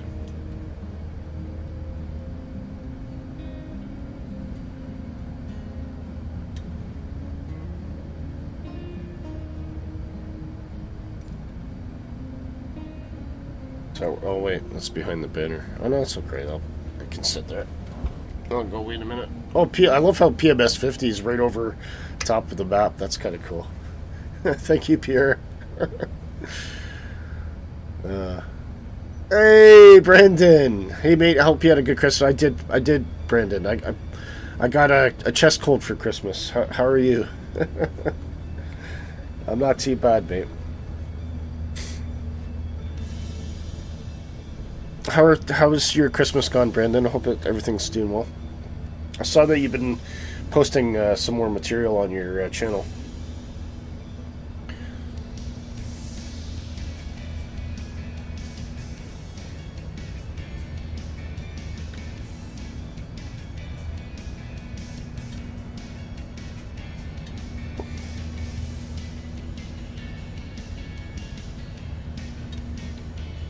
Oh, have I closed Fire Live Studio?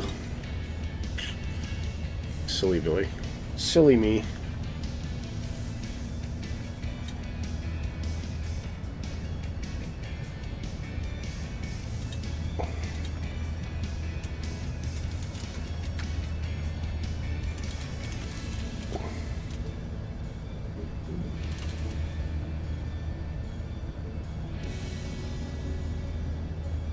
To close Fly Live Studio at some point. There we go.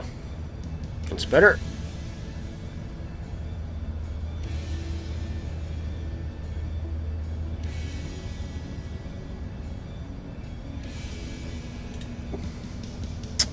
You're good. Didn't get a cold for Christmas, so you can't complain. Excellent. Getting back into the videos now. The day job is quieting down a bit. Oh, cool. It's always nice when you have a little extra spare time, isn't it?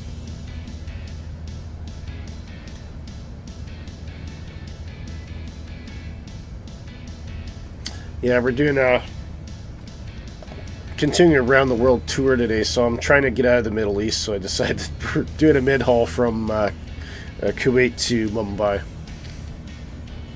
And it gave us a chance to have another look at the Fly-by-Wire 380. It's all decked out in our colors.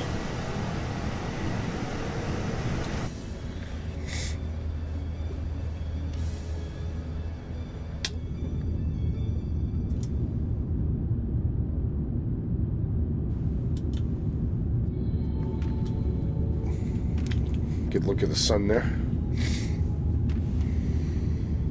Yeah, I think I'm going to do the coffee thing as well, guys, so I'll be right back.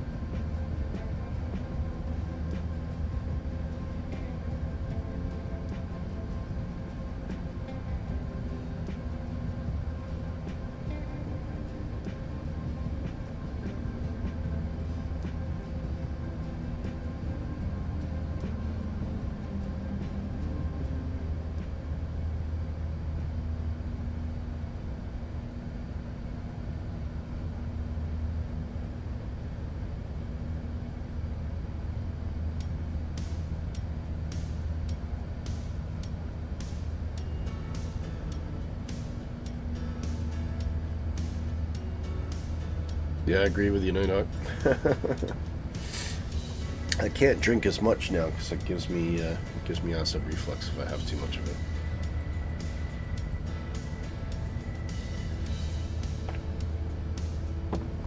Certainly a much better selection of coffee in Canada, I'll say that much.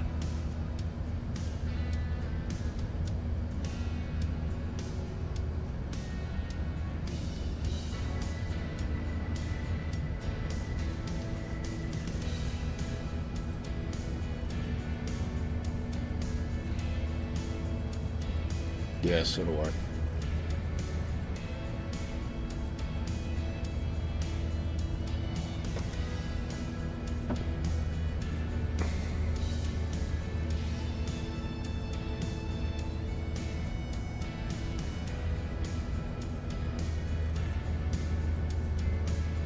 Can you guys hear the music? Is it too quiet or too loud?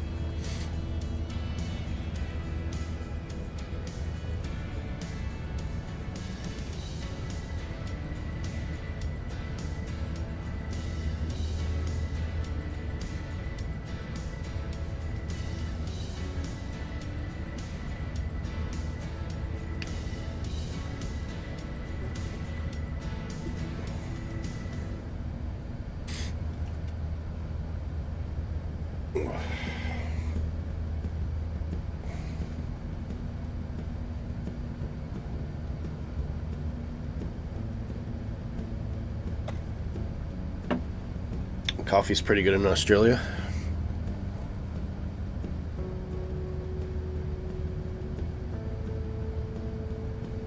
Oh, that's cool. Yeah, I mean, coffee's pretty big. It's big in Britain as well. I just find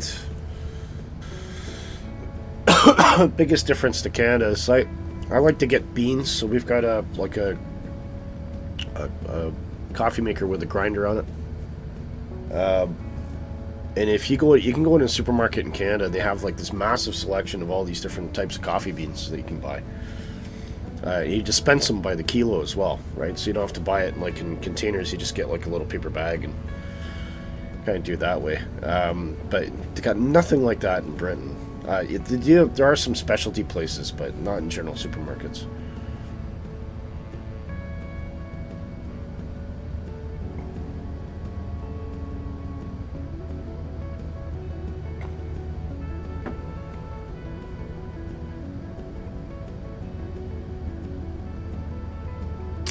According to the internet, at the end of 2023 financial year, there were 54,000 cafes and restaurants in Australia. Wow.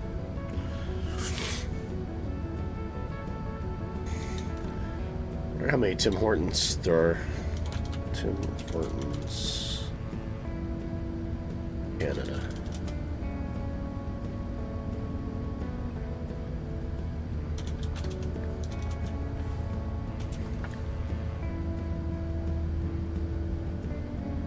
Yeah, so Tim Hortons, that's one chain. In Canada has 4,000 locations. That's just one chain. Actually, how many coffee shops? How many coffee shops in Canada? Yeah, there's a lot less in Canada. So total coffee shops, 7,655. Oh, I would have thought it'd be more than that, actually. Whereas if you go UK,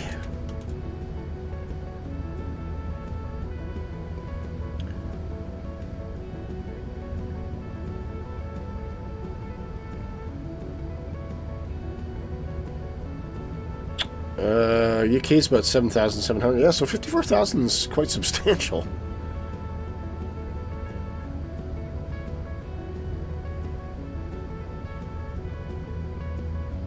Actually, no, now I see a figure that says 10,000, so I'm not sure. Plus 12,000 independent, so actually, UK kind of rings in around 22,000 roughly.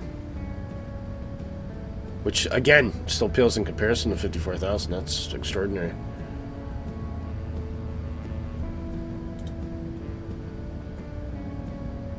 Oh, well, food and drink establishments, yeah. Yeah, but that could be anything, right? That's probably all your pizza places as well. That's if you want a shocker. Look at how many pizza locations in Hamilton, Ontario.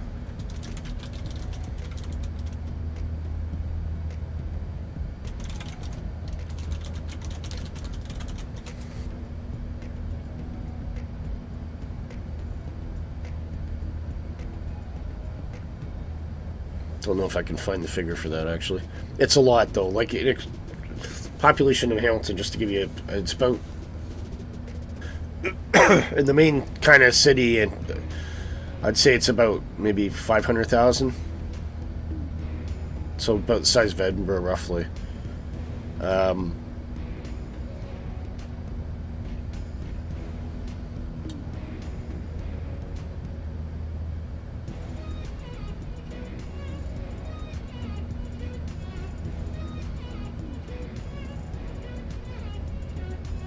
Although Windsor apparently seems to have more. Don't know.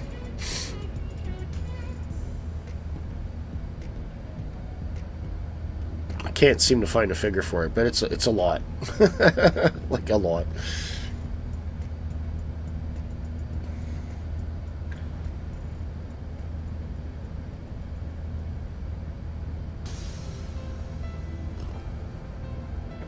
So if it's just cafe and coffee shop business, it's 25,000, right? Okay, got you. Got you. What's the population of Australia now?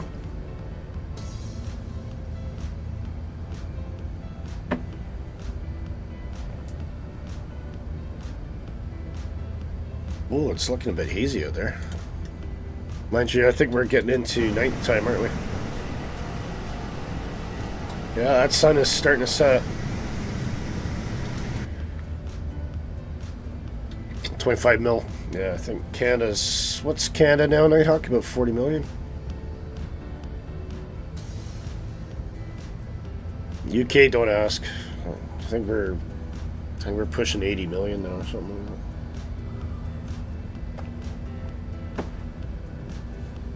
like that. Oh. Got way too many people. Just under 40. Yeah. Well, when I originally left Canada, I think it was about 32, 33 million, so.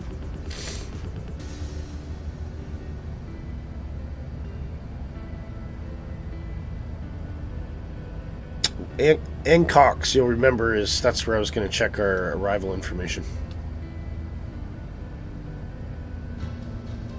UK is just under 70? Officially. And hello, Oregon Aviator. Nice to see you. By the way, guys, if you're sitting in the background and you haven't subscribed, please do. I very much appreciate it. I'll even do a wee dance for you. And, of course, hit the like for me as well, if you wouldn't mind. And join us in Discord as well. We always like to have a nice chat with friends and become part of the Positive Rate family. Feel the Reaper. Here we go. Is that Mr. Tippy? Tippy says, as of 1st of July, Canada's population was estimated at 41,288,000. Wow. 0.6%. That's a lot.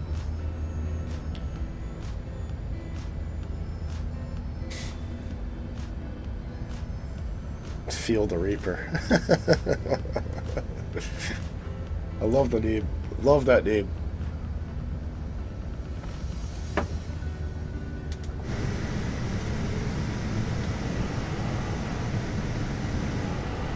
Can't see anybody else though.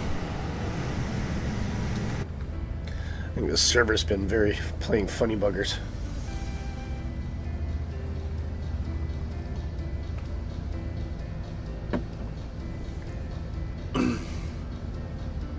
Yeah, by the way, guys, we're not on North Europe server, we're on West Europe server today. Just to try things out a bit. North Europe server's been a bit unreliable, so I don't know that it's making a big difference, to be fair. It's the dreaded multiplayer bug. Always seems to struggle on Saturdays, I've noticed. Well, look at that. There's a top of descent marker. It's only a mere 480 miles away. We can start looking at it. Let's look at our weather.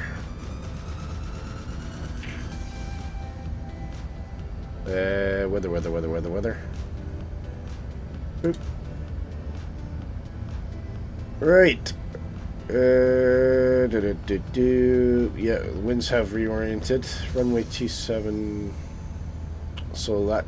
It's funny, you know, obviously the sim brief goes by the TAF, so very important when I put in the flight departure time today. I put in the correct departure time, which is about 20 minutes past 11. Because it does make a difference in terms of the runway it'll give you.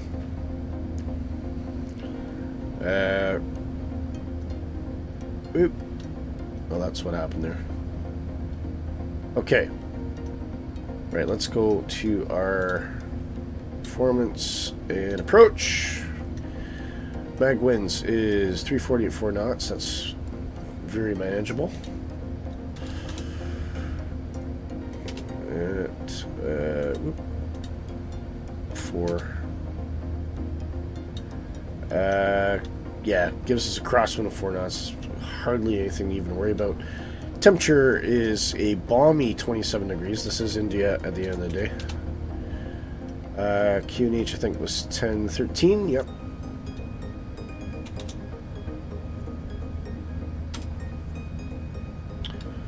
I wonder if we can set that.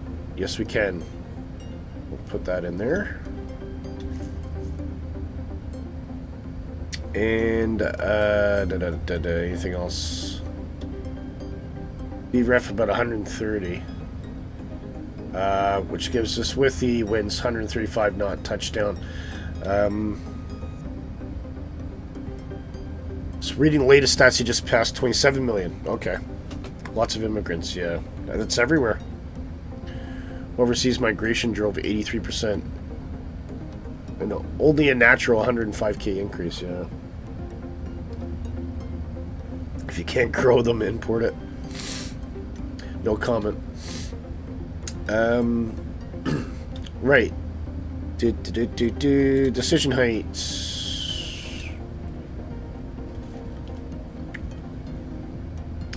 2900 platform. Decision height is 230 foot barrow.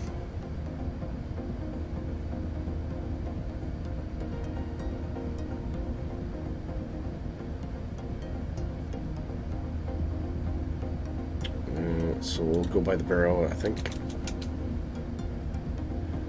And we'll double check that again just before top of descent, but I think that's probably going to hold, hopefully.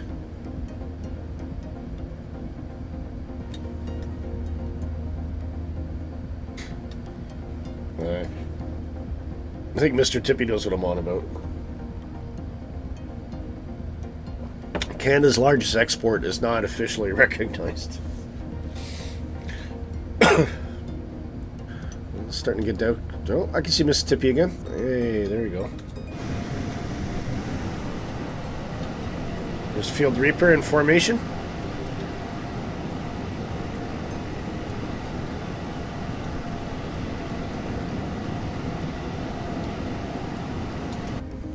Excellent job. If you can get off my wing, Field Reaper, I'll try and catch you there. Just catch him there. There he is. That's a good view.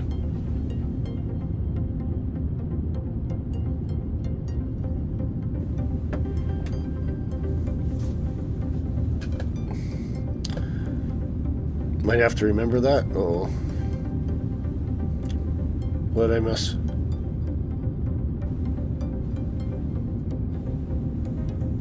I might not be watching. What am I missing? I'm left out of the joke. He might not be watching. No, he might not be.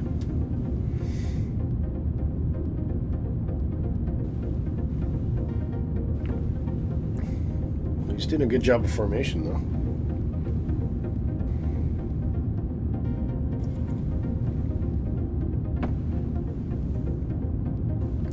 The wonderful way you see Mr. Tippy. All right, fair enough.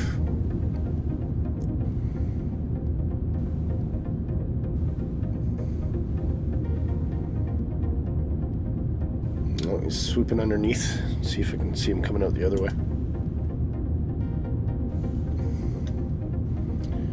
Oh, Feel the Reaper might not be watching. No, I realize that.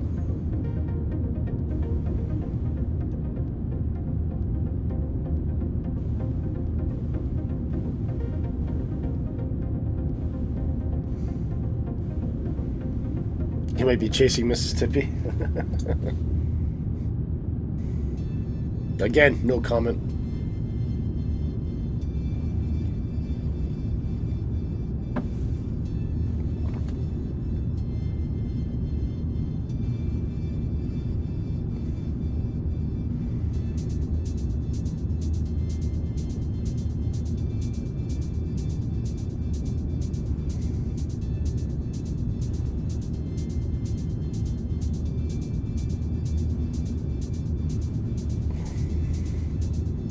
Kind of cool seeing this as the sun setting.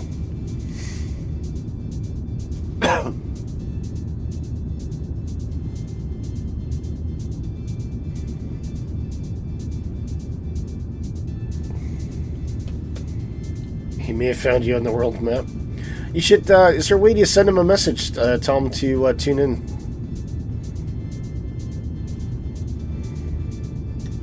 Excuse me.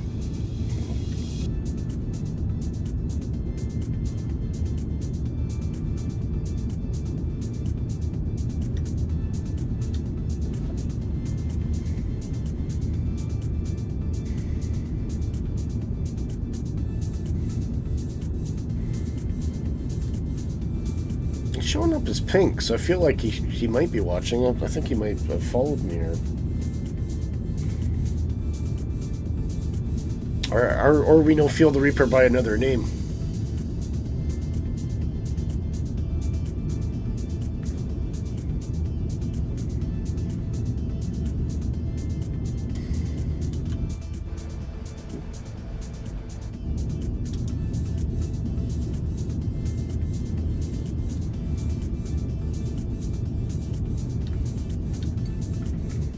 Okay, let's it's starting to get dark now.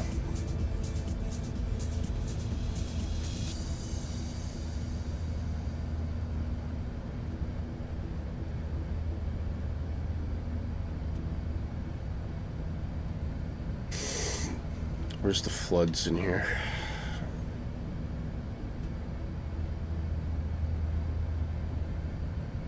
You sent him a link to the live stream? Oh, perfect.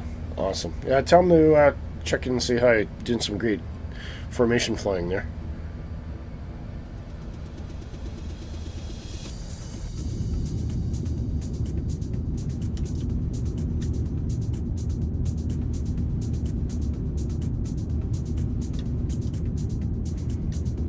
Oh, lost him.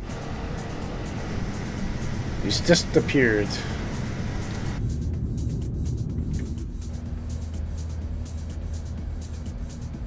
See some stars forming now.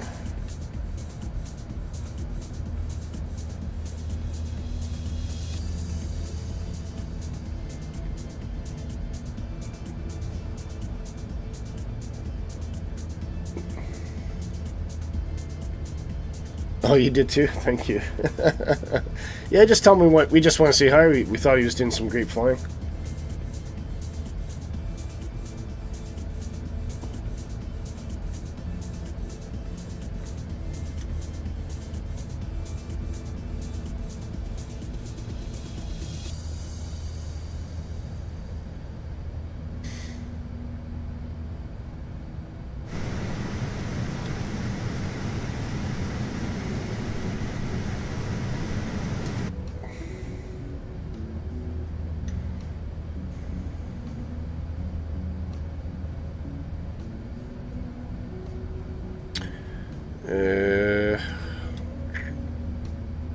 Still tracking 1443, so we are just about an hour and 20 minutes from arrival.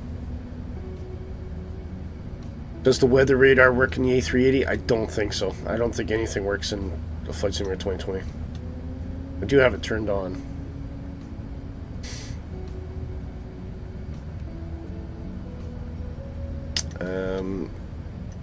Might be a good time just to go through some of our checks here. So we do have some constraints coming into the Xolo approach, which is the Pocon 2 Alpha arrival. We do have a curious speed restriction, 250 knots actually, at flight level 236. So we'll be ready on the speed brakes just in case. Apart from that, straight down to Ogos, flight level 76, and then we'll probably manually drop to 290 as we pick up the intercept point for runway 27. ILS information hopefully is in there.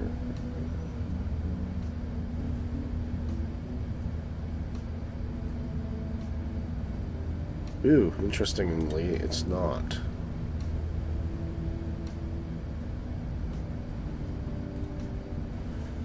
Interestingly, it is not.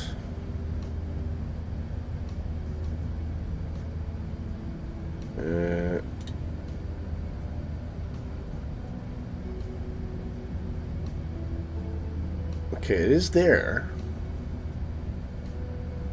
110.3269. I'm gonna override that anyway then. Unless that comes up automatically, I'm not sure.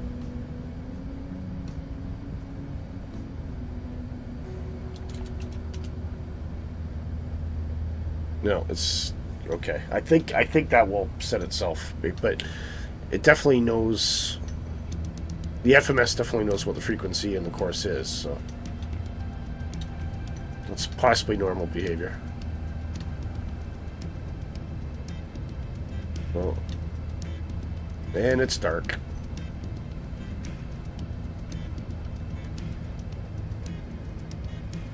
I love the glow though off the cockpit. It's amazing.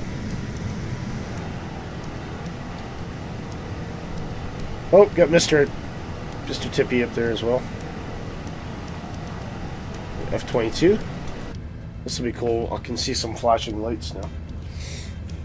Not usually visible during the day.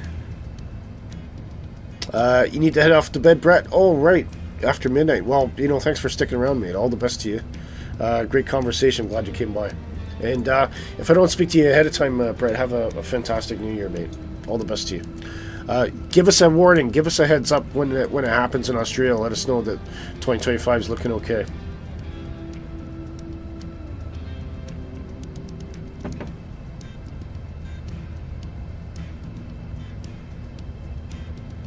Okay. Top descent is approaching. So what we'll do is we're going to set our descent to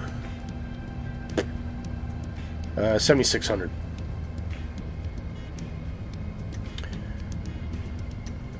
Do quick fuel check. We are currently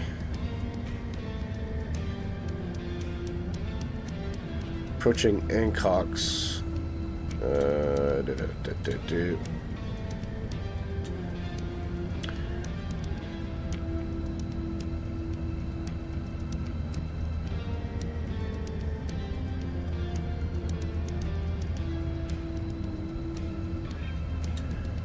Ancox, we are meant to have Traffic. 17 ton of fuel. Traffic. And we currently have 22.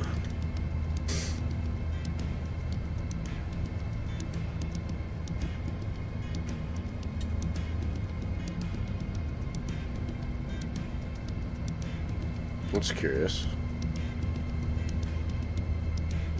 And click on that. So, fuel-wise, I'm fairly comfortable that we're doing okay. I do forget I can see the top of the send marker, but that range is set to maximum at the moment, so it's still over 300 miles away. Still got a ways to go yet. You might also stream New Year's Day, Brett. Right, cool. I'll check you out, mate. All the best to you.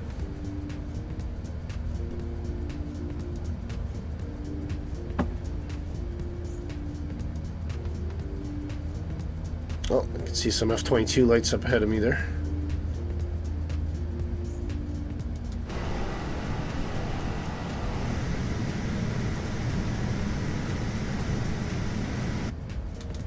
Look at that. Beautiful.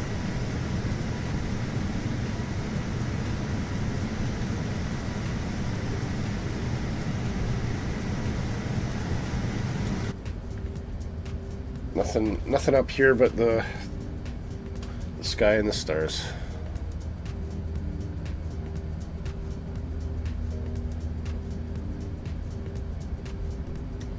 I would like to turn those floods down a bit, but I'm not sure which.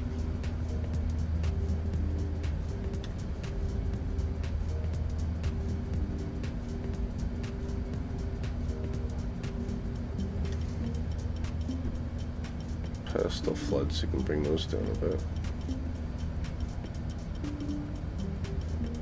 Just make it a little bit darker for night landing here. Well, what is that? A little bit better. Not quite as glaring.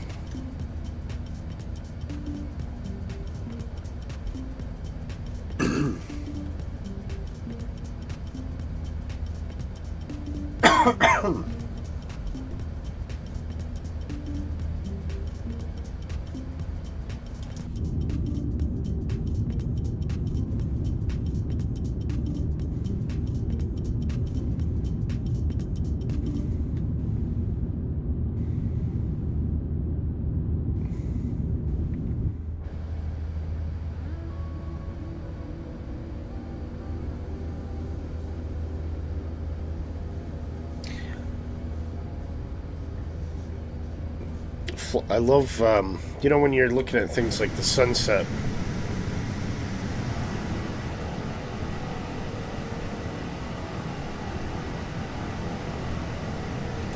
I'm just amazed that people like flat earthers exist. It looks flat, therefore it is.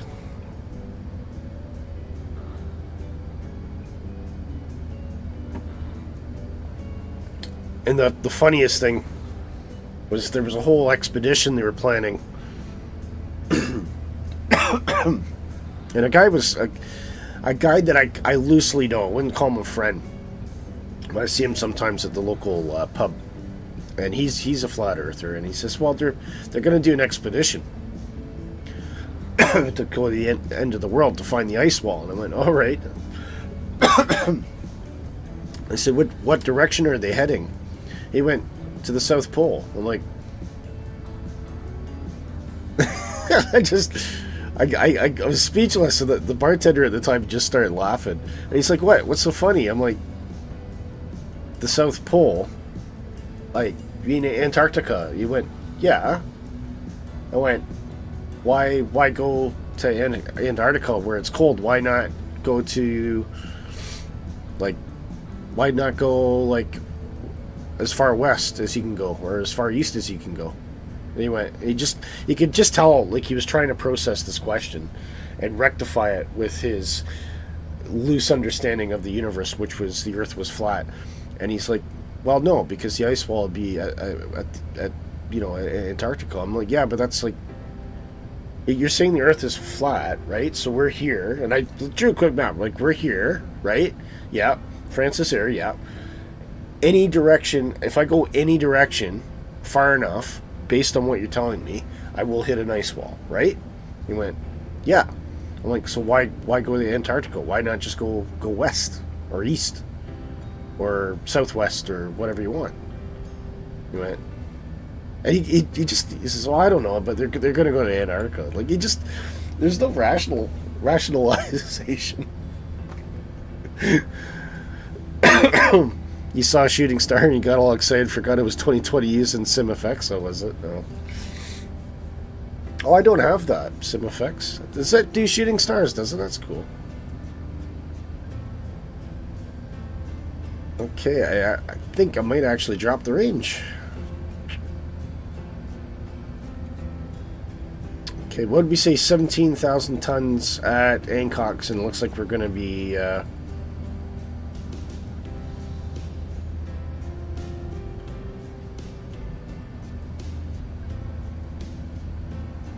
a way to get the fuel here. Oh, here. That's what it is. And we're going to be at 21 tons. So we're actually, we're about 3 ton heavier on fuel, which is fine. Which is absolutely fine. That tailwind's definitely helping us.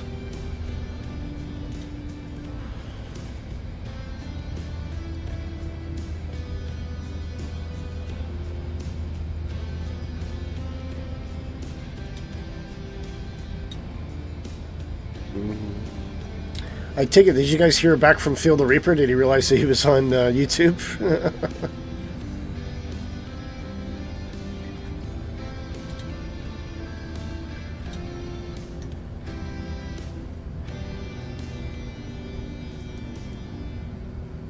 Just turn some of these displays down a little bit.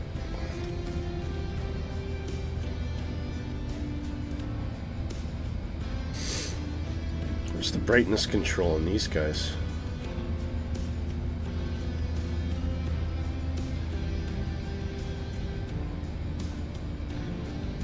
Don't think there is brightness control for these.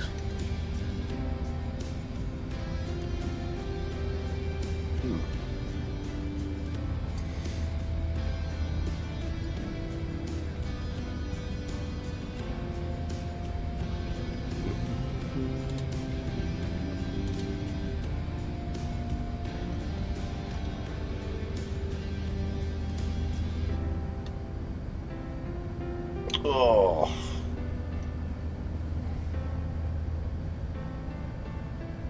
There's that PMS 50 again. I got a nice Christmas wish message from Pierre at PMS 50. Actually, he was sending his best regards to myself and all of us, the community. So.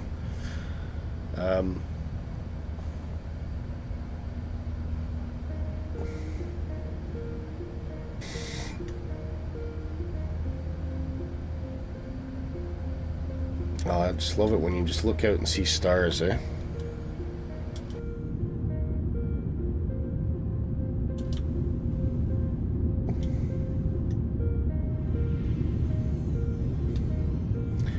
Done this many times coming over the Atlantic, that's for sure. I just love how that wing lights up with the beacon as well. Anybody that's done long haul knows that's exactly what it is at night. It's you see nothing apart from the outline of the wing every so often.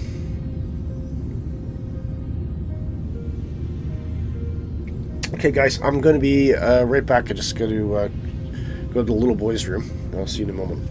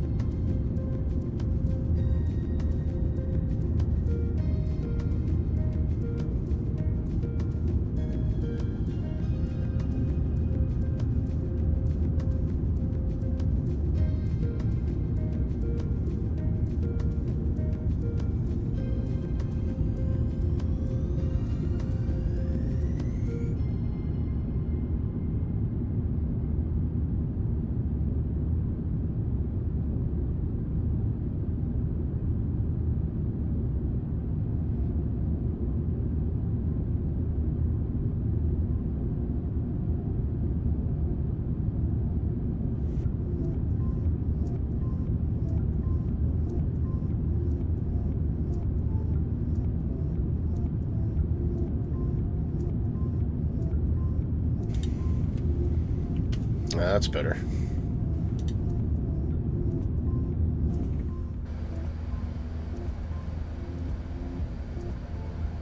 Our top of descent is right before Exulu.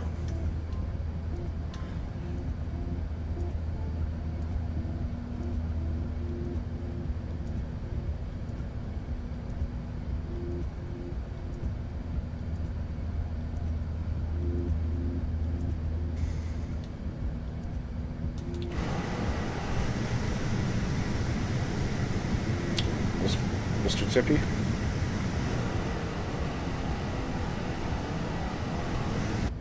So I gotta ask. So TPHI, what's the meaning to it? Is it a abbreviation for something?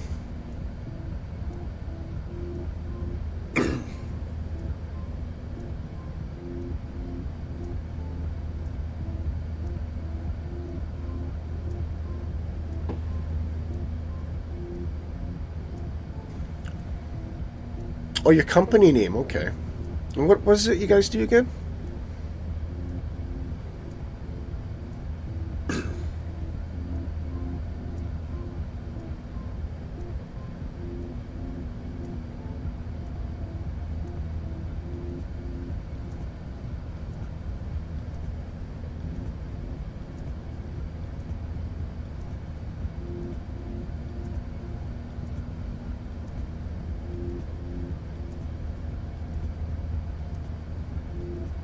Look at those stars. Renovations. Oh, okay. I've got some good friends that do something similar in the Hamilton area. Although they've recently broken into the restaurant business. They've opened up a artisan pizza restaurant in Brantford and a wings takeout place in St. Catharines, I think. Absolutely lovely people. They've done very well for themselves.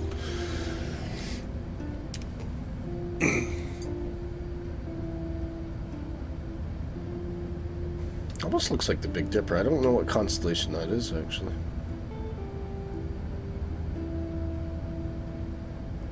Yeah, they had they used to own a lot of property that they rented out, and then I think they did a bit of a sell-off. I think they still have some, and they do the occasional flips, but I think they're now focusing on the restaurant, their growing restaurant empire, of which is currently 2. But they're well, I don't want to name names, but we'll call them Ben. Call them Ben and Susie. But Ben and I first met as roommates when I was in college. We both rented a room in the same house, and became really good friends. And at the time, he had a small business. Well, fairly lucrative business selling hot dogs outside of clubs and kind of bars and stuff like that, night spots in Hamilton, and I used to work for him. And at the time I was pretty much starving to death. I had very little money and barely had enough to eat. And I mean, there was times where I used to get up, I could have while I was working, I could have as many hot dogs as I want. Some nights that was the only time or some days, that was the only meal I had, is when I was working late at night after a full day of college. So I'd start out 8 o'clock in the morning, probably finish about 6. Maybe have a couple hours to get some sleep, and then I'd be out doing all the food prep and getting ready to sell hot dogs. And that'd be me until about 2 o'clock in the morning.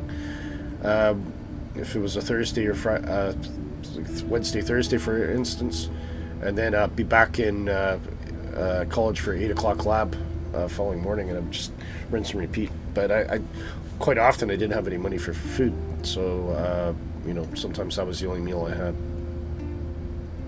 I starved to death pretty much most of college until Mrs. Canuck and I got married. She came over from Scotland, and luckily she got a job quite quickly, and she was able to kind of sustain us both. which helped a great deal.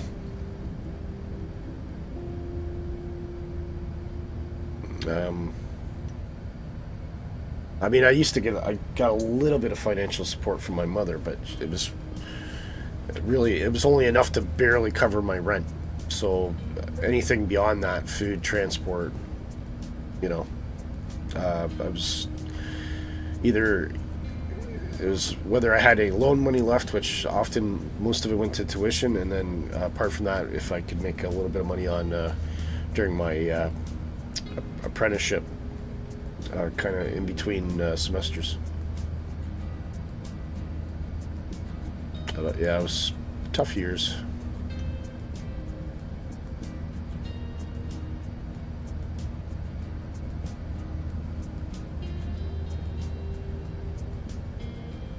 And I used to enjoy sometimes taking my mind off of things. That's when I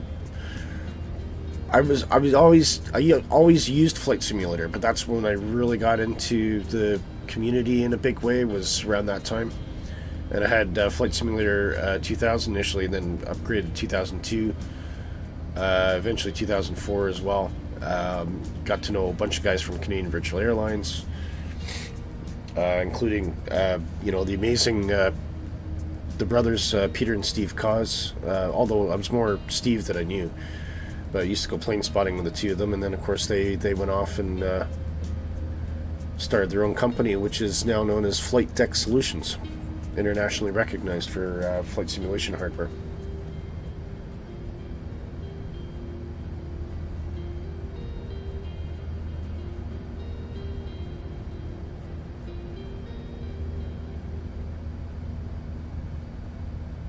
Let's see. Yeah. The sun is well behind us now. What's the weather like, actually? Let's go do a check on that. Let's see if there's been any significant changes. 35004.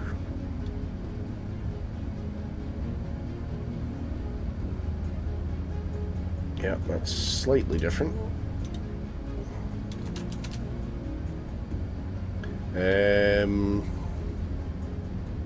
QNH, slight change to QNH as well, 1014.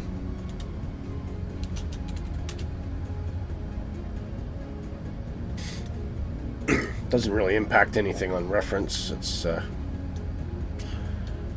temperature is starting to drop, but it is nighttime, so that's to be expected. And so we should see QNH and temperature start to fluctuate a bit, and possibly that might impact the wind. So we'll do a final check halfway through our descent.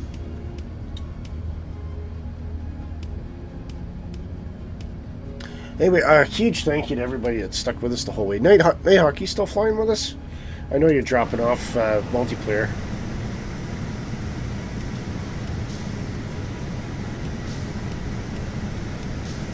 Look at the stars.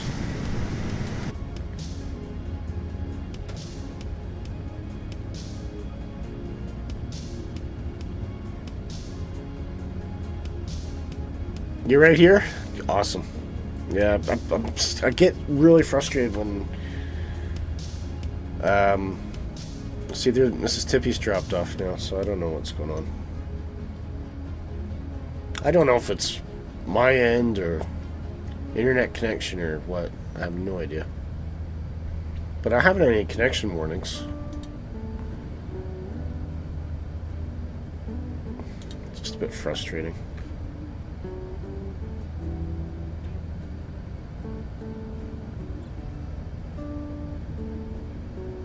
You're still here as well? Yep.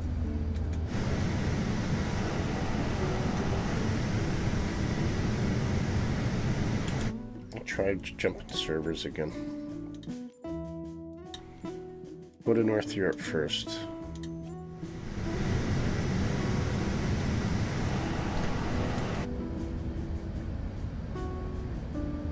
And then I'll jump back to West.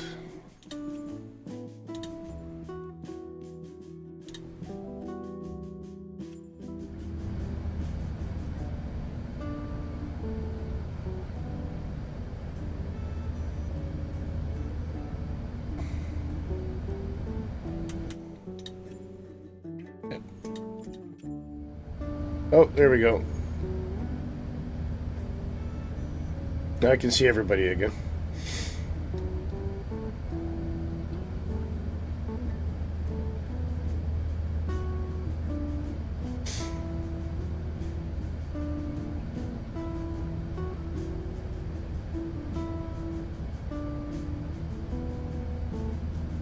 Top descent, almost just over 160 miles down range now.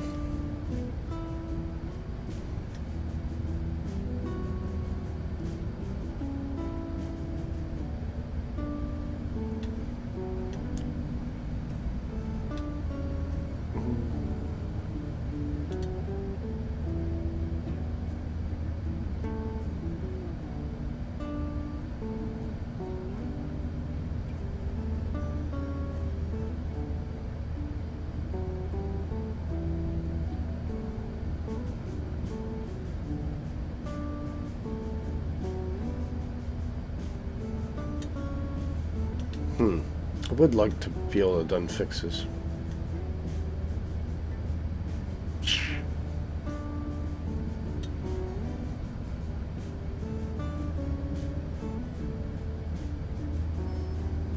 Strange.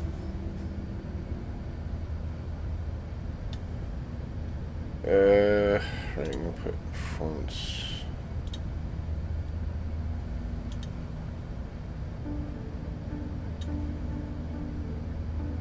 Just keep that up for the moment.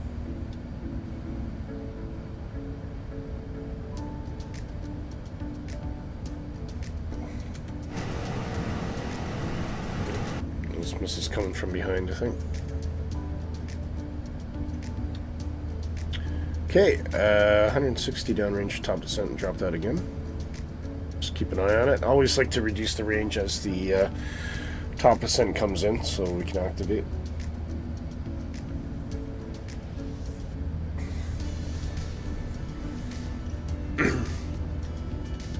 Estimated arrival is just under an hour now.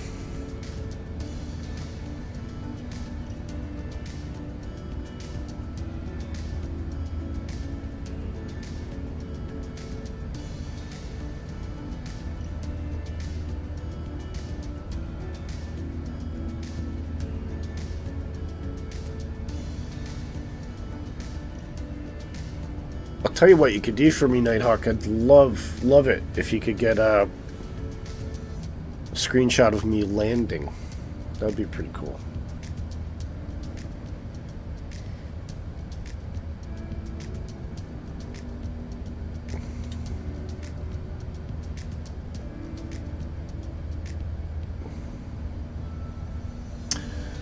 While I'm looking at it, it's parking. So we're coming in runway 27, so we're going to probably pick up one of these high-speed exit lanes. I suspect we'll probably hit November 7. Backtrack November. I think it would probably make sense to park somewhere around this Link 1 area here. So kind of around Tango and Zulu. Maybe we'll just kind of slide in along here. There's plenty of room. That should do fine. Big airport though, by the looks of it. Big cargo area. Massive cargo area, actually.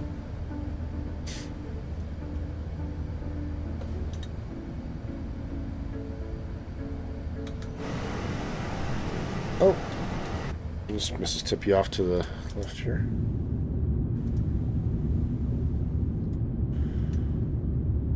There she is. Hello! Look at those blinking lights, I love it. So pretty.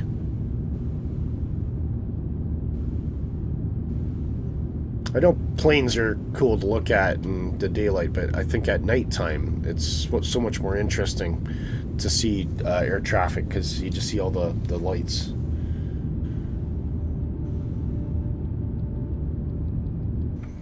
I just find that really cool.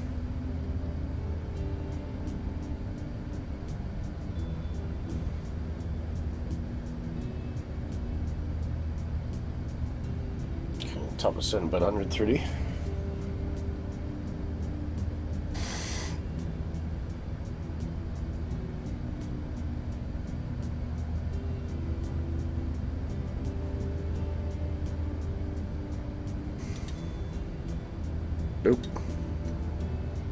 Away. And we have passed Kharkiv top descent is now the next thing coming.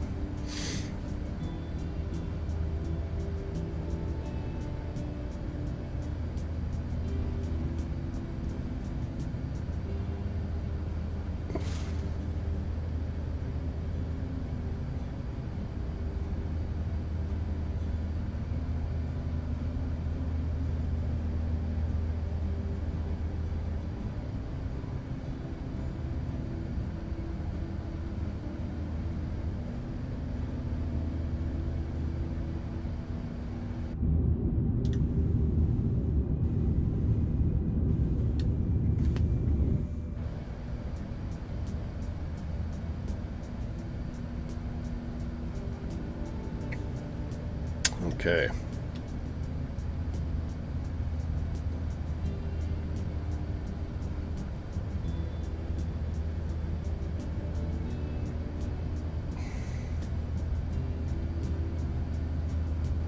Oop.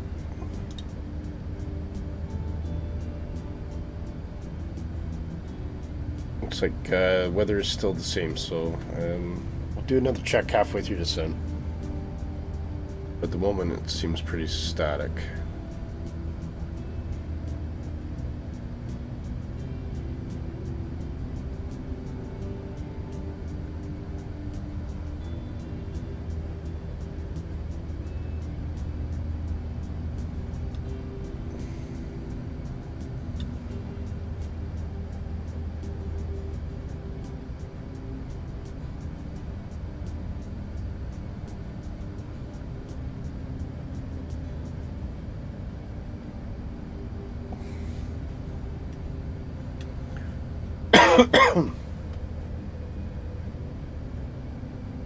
Oh, long flight.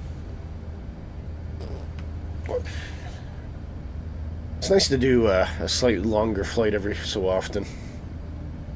And I really appreciate the company today, guys. Thank you for flying with me and chatting with me, keeping me sane. Otherwise, I end up talking to myself. You never know what strange conversation is going to happen when I start talking to myself, so...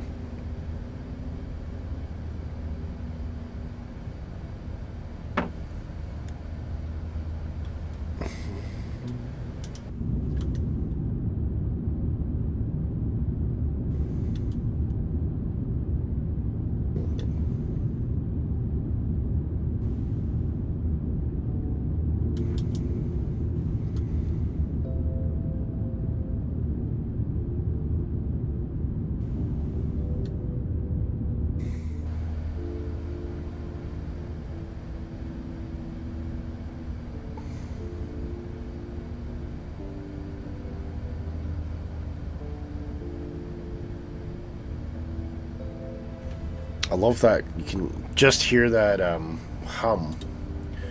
Turn the music off for it. Just that low residual hum of the engines, and it just sounds so authentic. They've just done such a great job with the soundscape on this.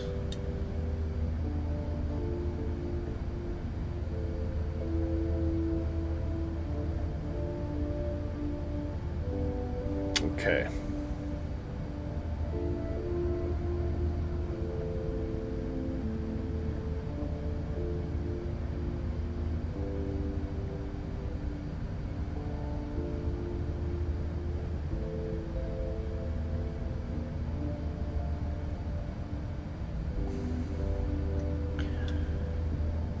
A mere 280 miles from Mumbai now.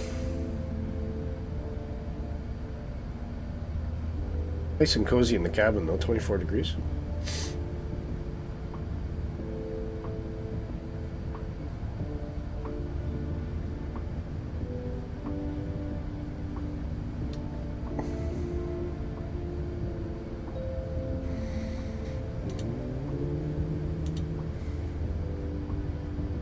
Okay.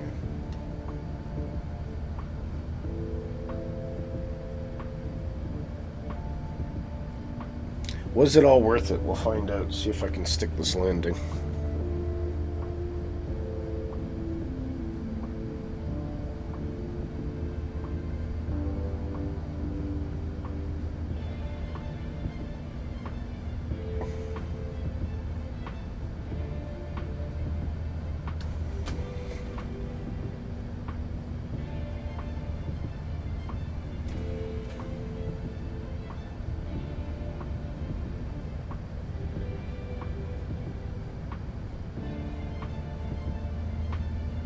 I'm glad I don't do a lot of night flights. I think I'd fall asleep.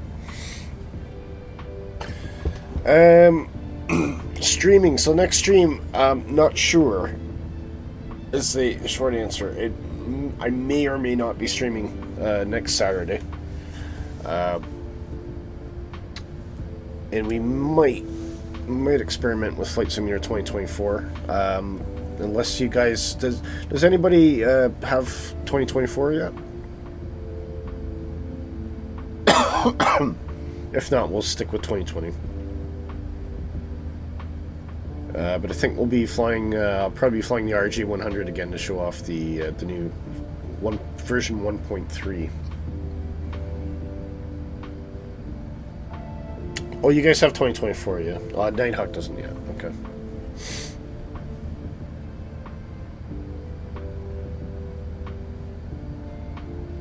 Yeah, not yet, yeah. I thought you were turning Scottish there. No yet. Have you got it? No yet.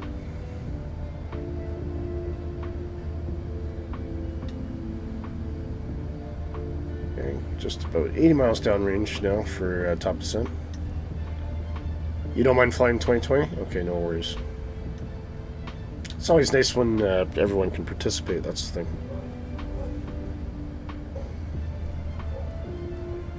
Anyways, so yeah, I'll be flying the RG-100, so it'll be, it's a Mach 0.7. So you can pick your favorite airliner, if you don't mind flying a little bit slower.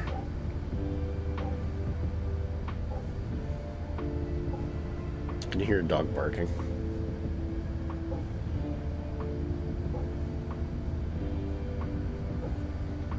Don't know what barking at.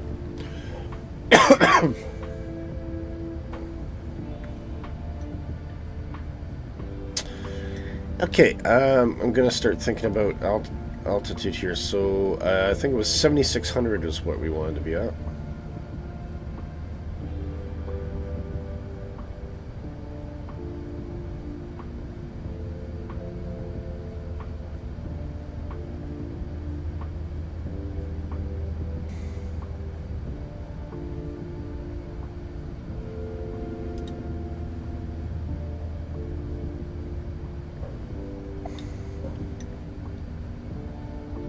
And we'll see how this airplane behaves itself on descent. But I think generally, last time I've tried it, I think it's been alright.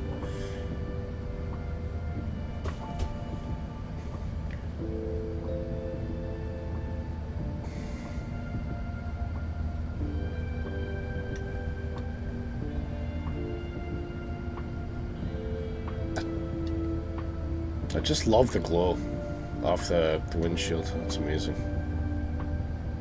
Oh, you can start to see things down there.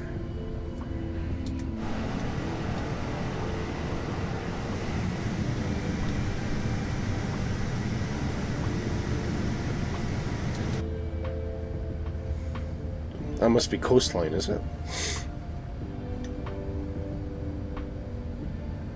Yeah, that's the coast, so... Cool. Top descent is just about 60 miles downrange now.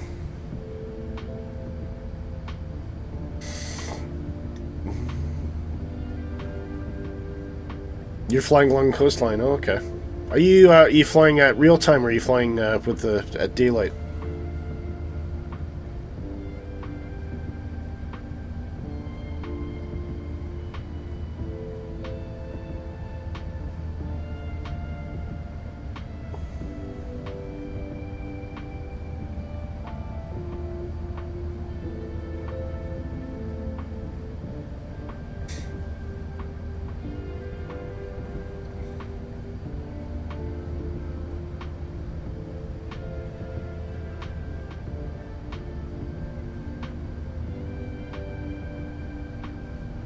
Recently changed the daytime, yeah.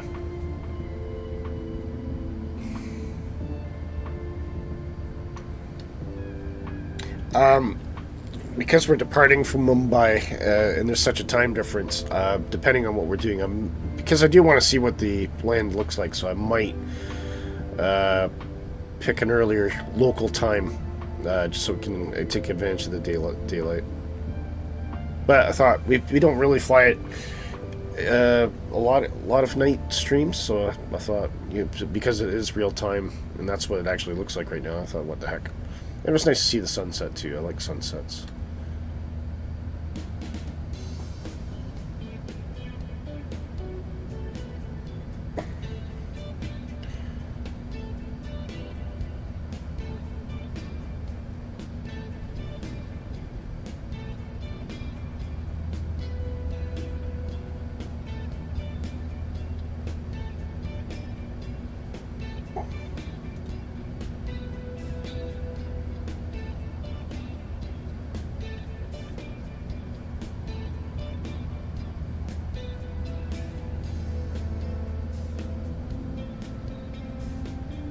You only changed it to come down and look around?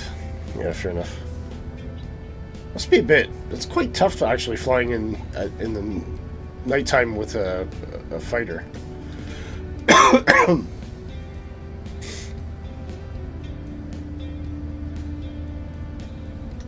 Okay. Top descent now, 40 miles downrange.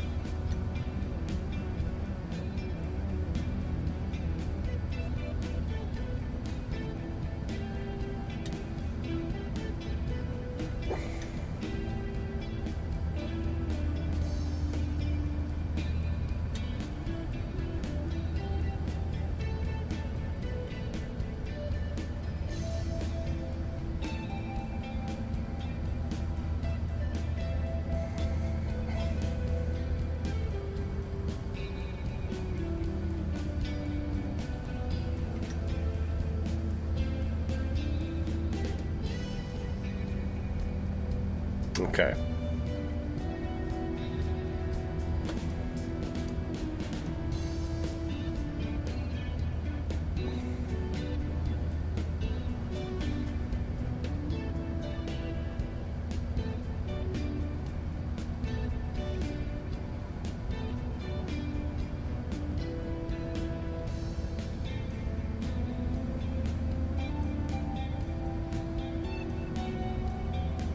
Oh, seatbelts have been on the whole time.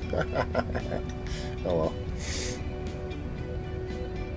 I'm sure the cabin crew ignored it.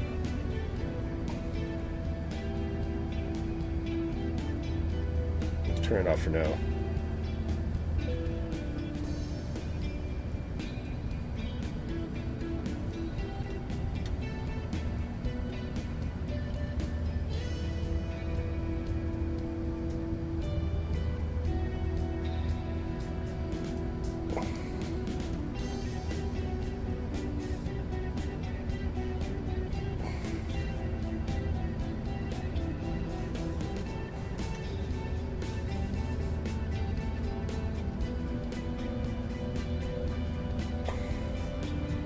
$20 miles downrange for top descent.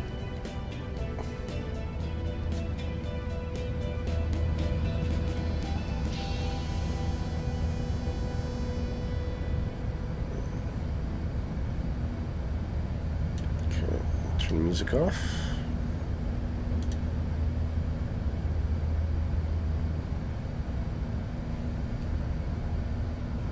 And well, I guess we could leave the map up for now. It's not really getting in the road.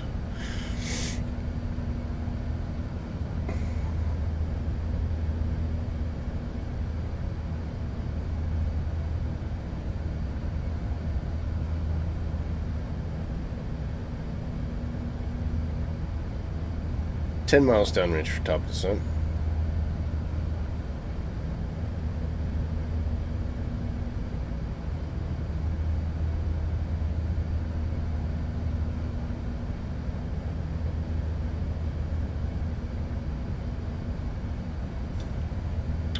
See if we can hear these engines throttling down.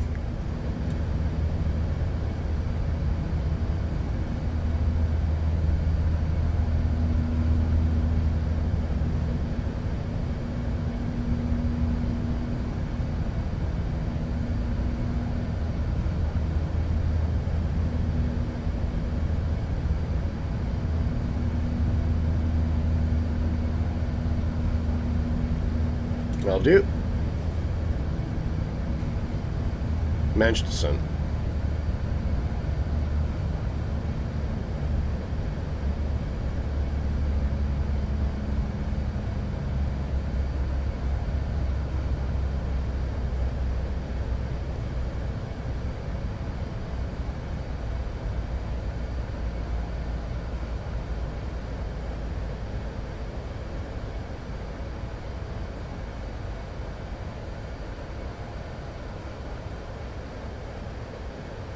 On profile.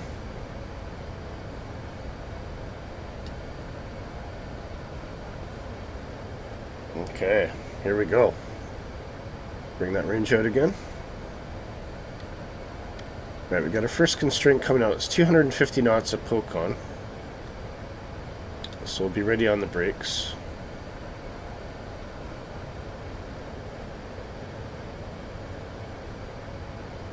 We're already above the profile at the moment.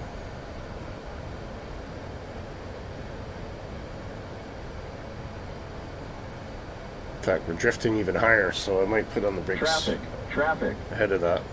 Oh, he's around it.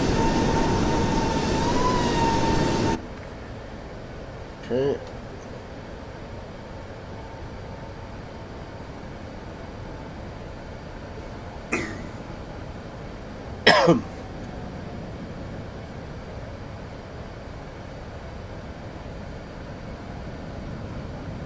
There's 787 out there somewhere. Oh, there's an F-14.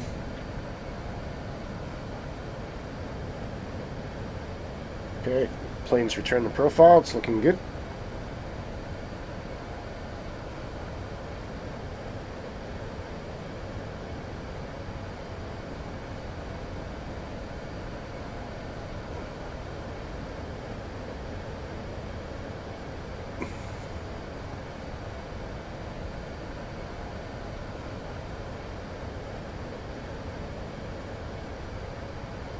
Okay, quick check on the weather again.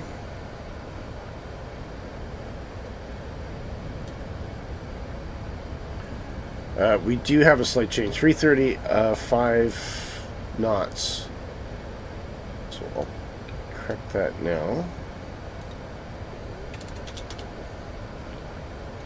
5. Just to make sure everything's adjusted. Doesn't really change our approach. Still 26 degrees, still 1014 QNH.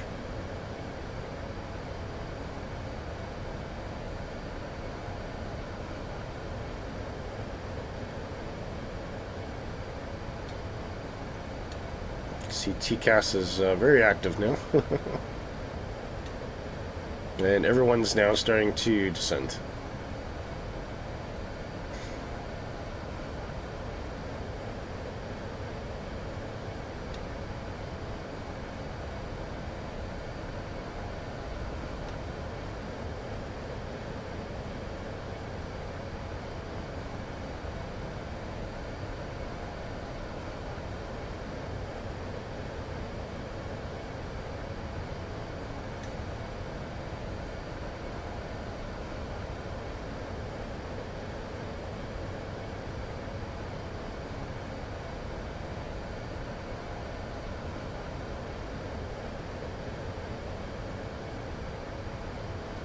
Well, that was interesting. Mr. Tippy, did you just crash? It just stopped dead all of a sudden.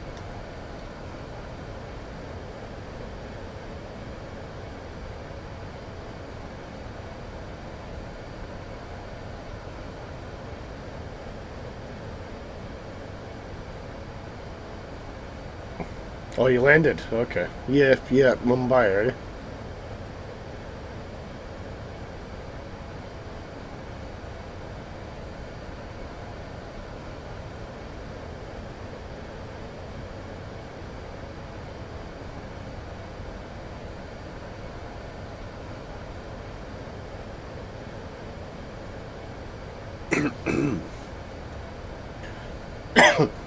It's interesting. Oh, above flight level 120. Okay.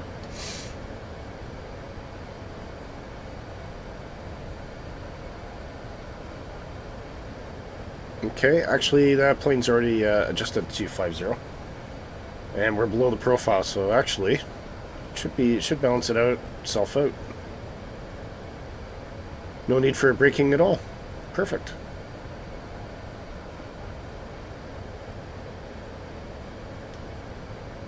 It was a little dodgy because when you it gets very glitchy. Oh, when you load in the sky, I see. Yeah. Yeah, I don't think a lot of airplanes lend well to that, to be fair. Okay, I'm gonna bring the range up a bit.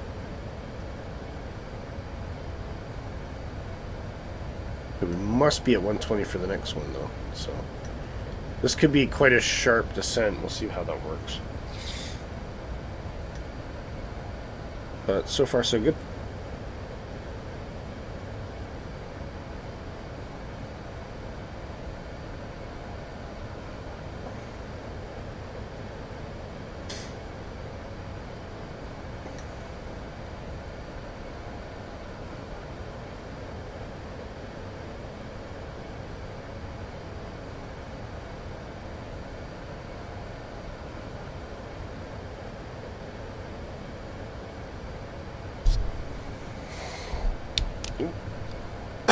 I keep hitting my microphone.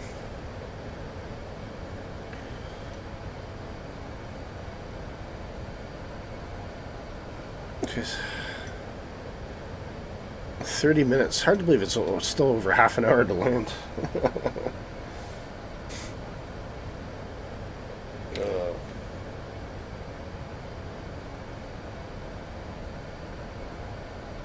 This looks like a crack, doesn't it?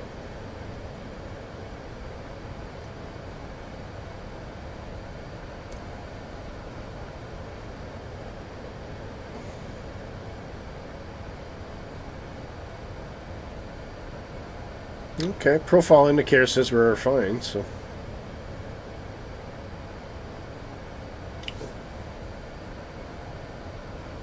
Or was it the vertical path deviation indicator?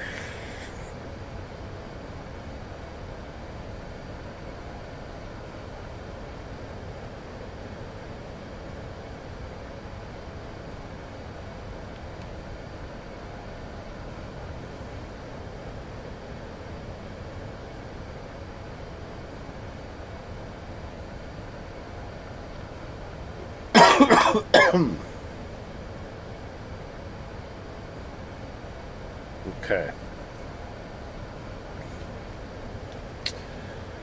Approach briefing. We do need to check. Just want to make a quick note of our frequency. This is 1110.3 at 269. Just in case that doesn't appear and we need to punch that in.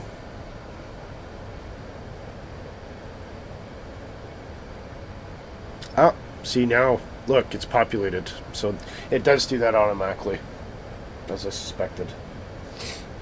So that's good. So nothing to worry about there.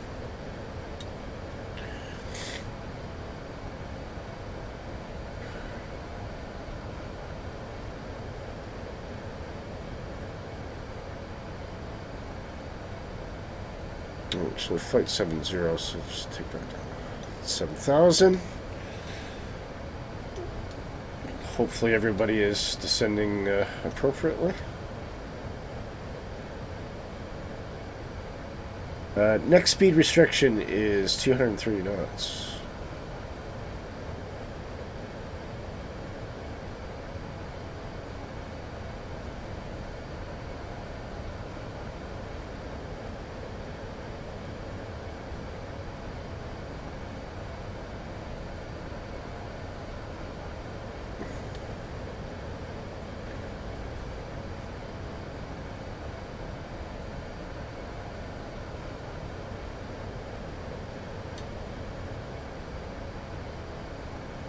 Nice long runway anyway.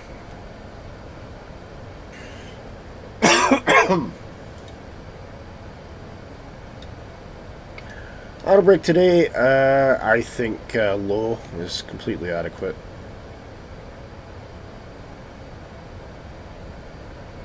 And we can arm the spoilers.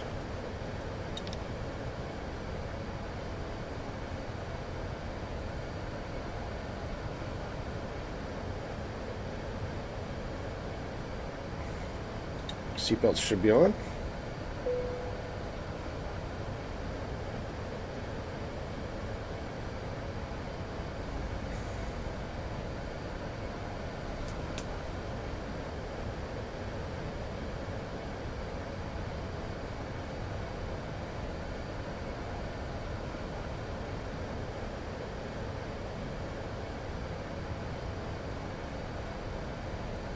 It's about 15 miles off from our next waypoint, which reduces us to 230 knots.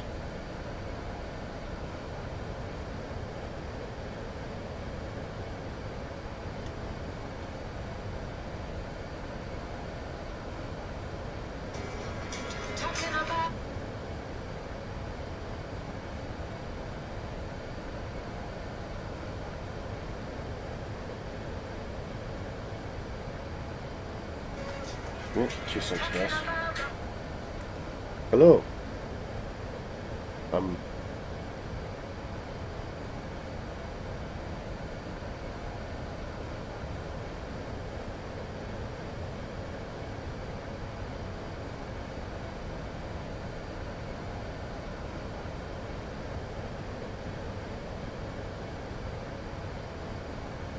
Children's.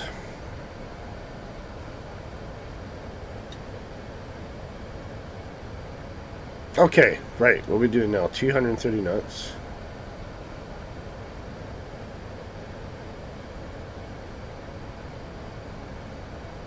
And I'll look. This airplane, the VNAV profile, is absolutely brilliant on this model.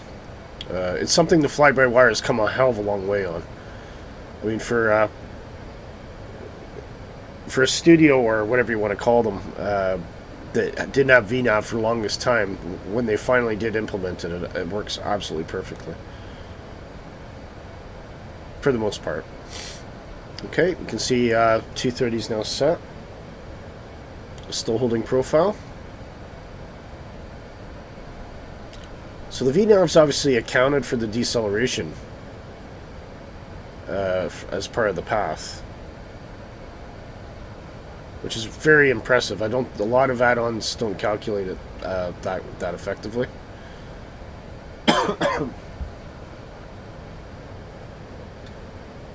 Nope. Okay, at this point, I'm going to switch to 1014 QNH. We'll get the landing lights on. Should see those now. There we go.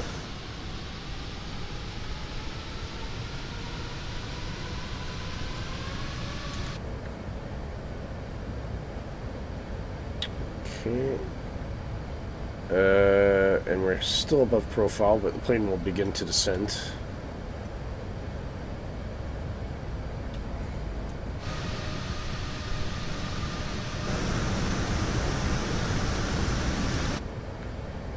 Okay.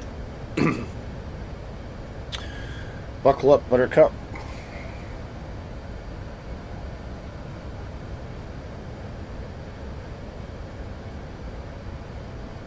And we'll put on the landing system at this point as well. We are picking up the localizer, so that's good. Now we want to be at 2,900 feet when we intercept our approach.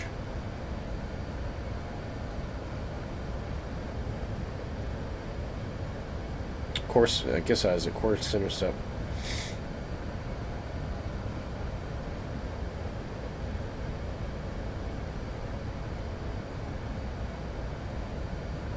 And once we pass Emros, we'll arm the approach mode as well.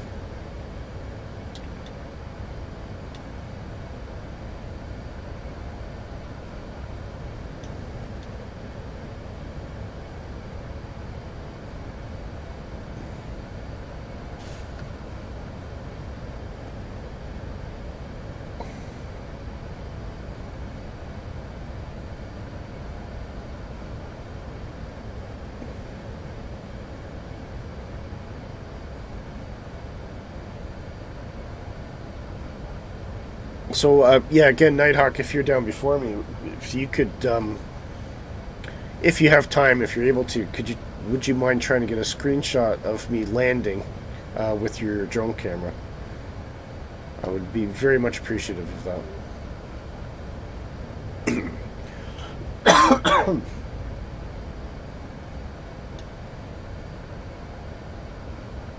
Can see something down there. So here's that windshield frosting up.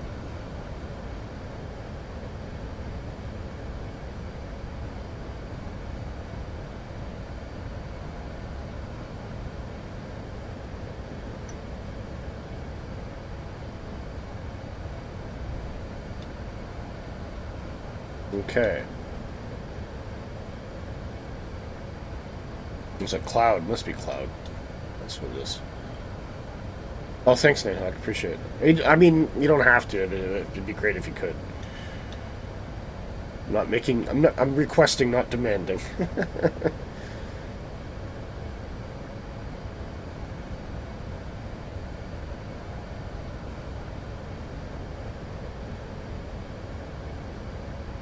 So the airport should be off to our left.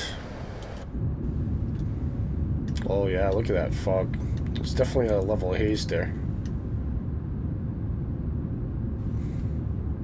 Beautiful though. What a view.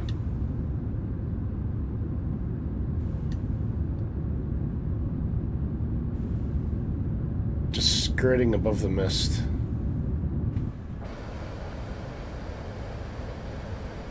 Okay, we're well in the positives for our outside temperatures though, so there's nothing to worry about that.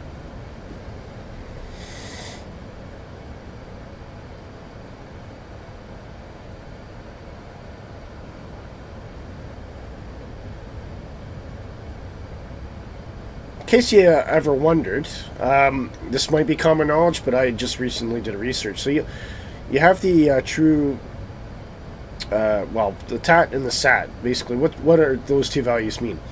So if you start from the bottom, this is the temperature outside the airplane, which is 6 degrees centigrade. However, the temperature of the airplane's skin itself, if you will, you'll see is actually 16 degrees. Now, why is this? Does anybody know the answer? Why would the airplane be warmer than the actual temperature outside? And there's always a difference. It's always higher. So when you're worried about icing, that's generally what you take into consideration.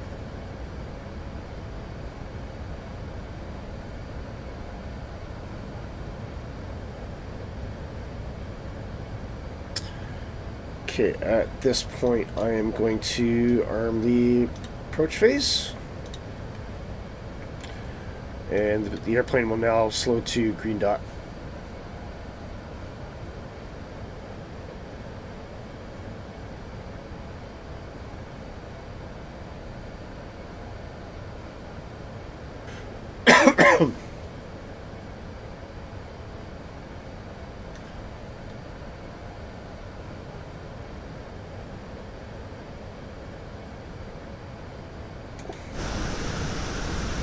Starting to come out of the mist now.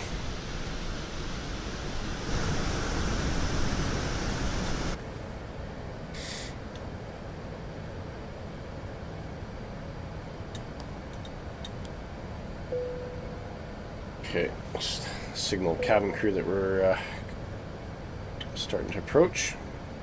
Logo may come on by itself, I don't know. We'll force it on though. There we go. Look at that. I'll put it back to auto though, because I'm curious if it does come on by itself. I suspect it might come on below 10,000.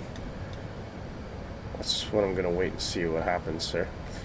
Okay, we will bring in... Actually, do we need flaps at the moment? No, probably not.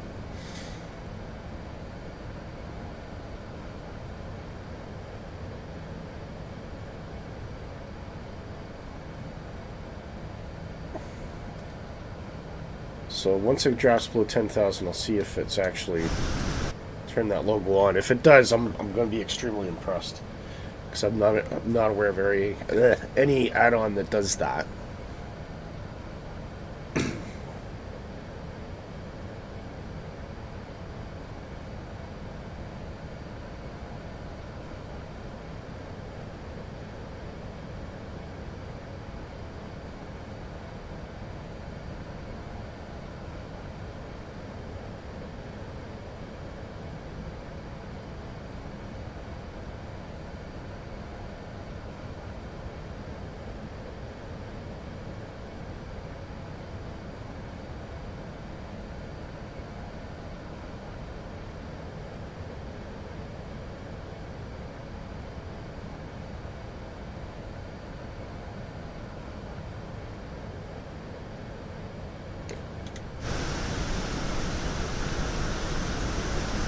No, it doesn't look like it does. Alright, I'm just going to stick it on. Because it looks pretty.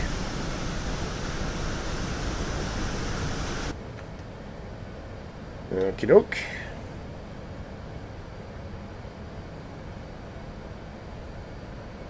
Looks like we are below the glide path.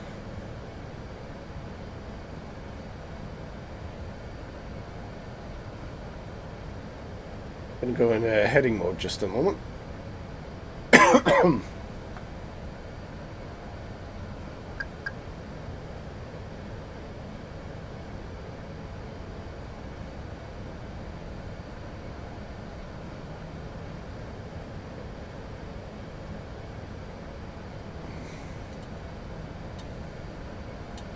We'll increase our descent rate to 1,000 feet per minute, and we're going to drop our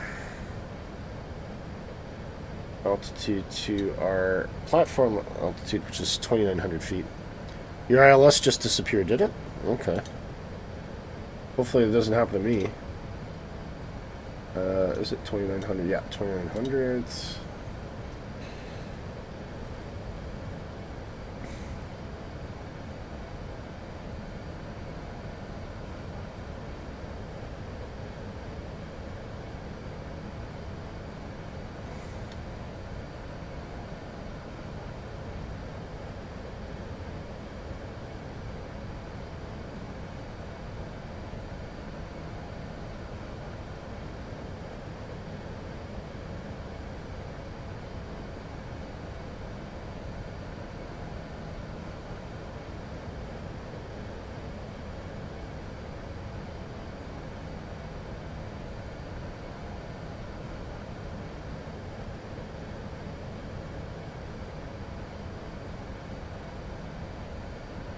Okay, I'm going to increase our descent rate a little bit more. Get some extra drag, so we'll bring out the flaps, I think, at this time.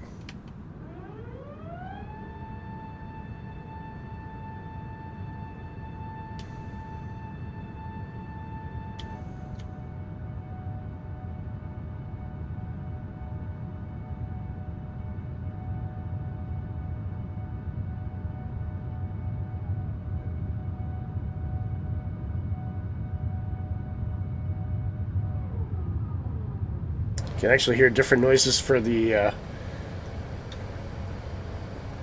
spoilers as well, which is pretty cool.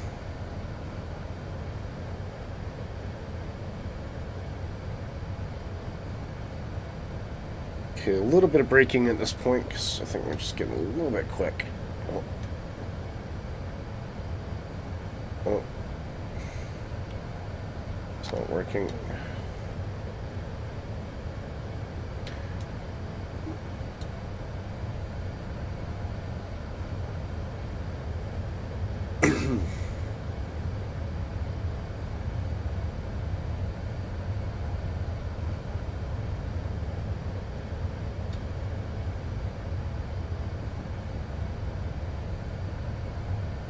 Okay. Nice and easy. Let's go 181.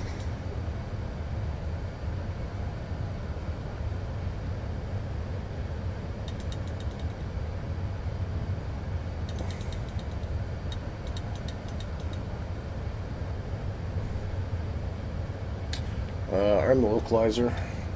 Hopefully. Oh, nothing's going on. Oh, because we're not in autopilot yet.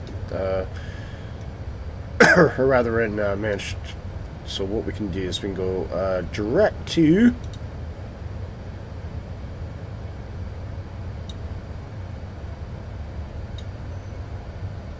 There we go. And now we should be able to,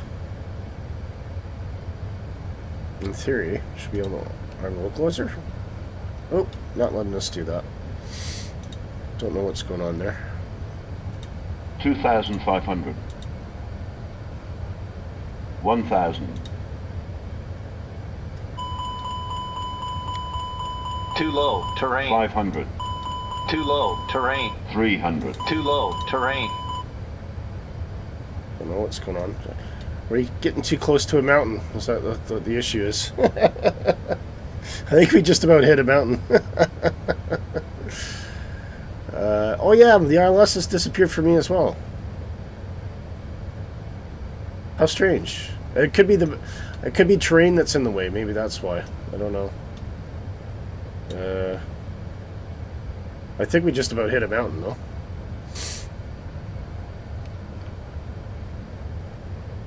$2,500. Well, that explains why the localizer wasn't arming.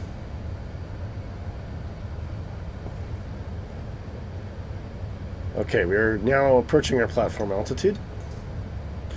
Well, see the danger you can get into in the dark and you don't even know what you're doing.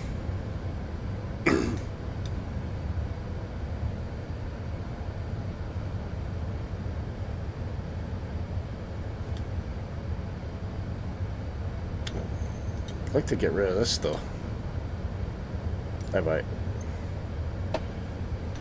Okay, here we go, guys. Where's my ILS? That's the question.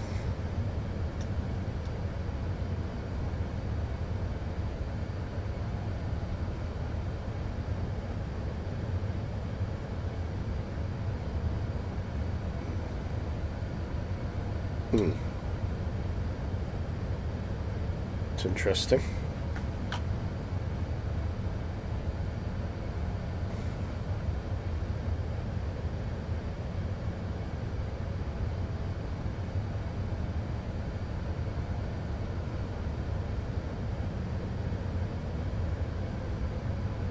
Otherwise, we will go with a... 2,500. If the RLS doesn't work, we'll just go with a... we'll do GPS track and a 3-degree vertical down.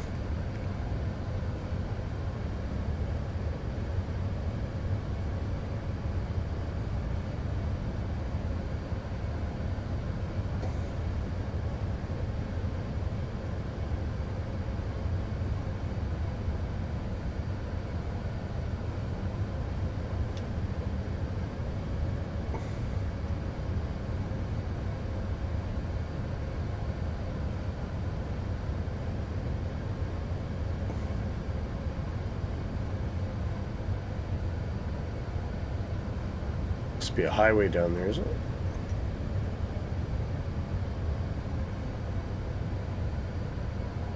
Okay, runway turn off. Come on this point.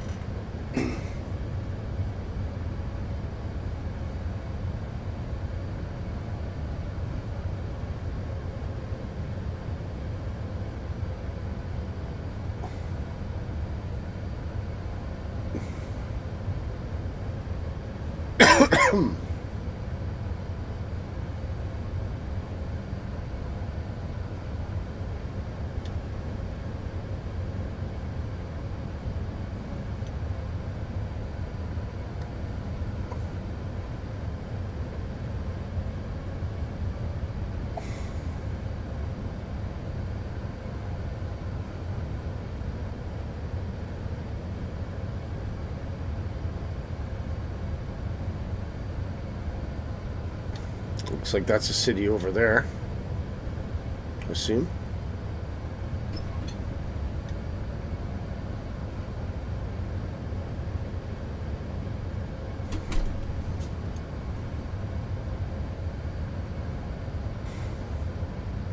Oh, ILS is back. Localizer established them.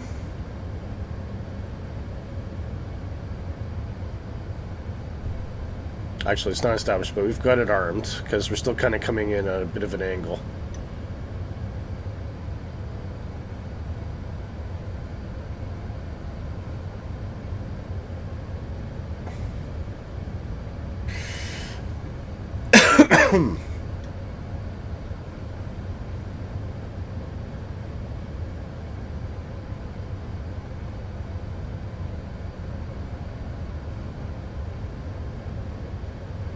Sorry, it's probably not the most entertaining part, just waiting to start our final descent.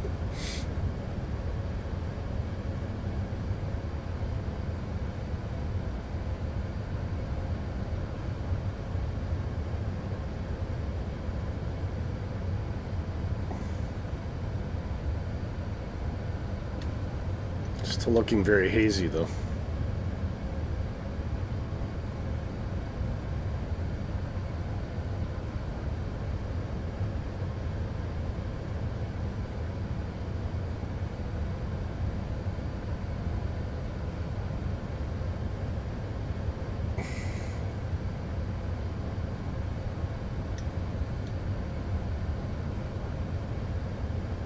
Okay. 10 miles to top descent, or top of approach.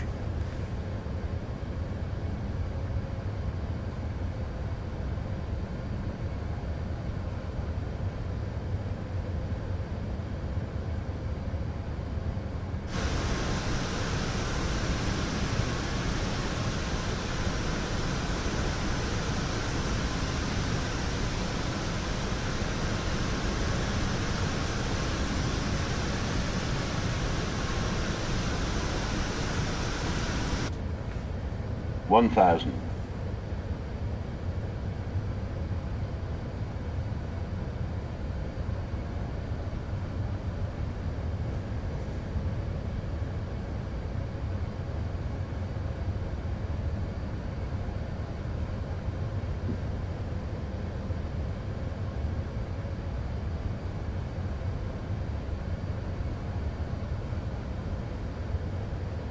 Okay. 1,000.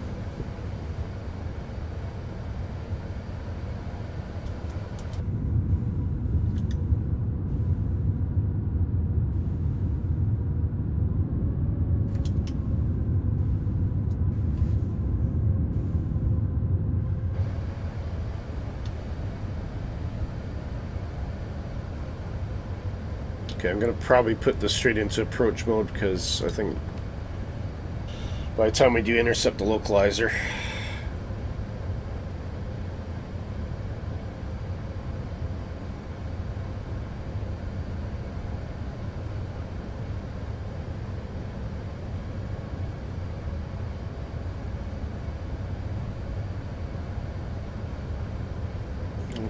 about 15 miles out from Mumbai.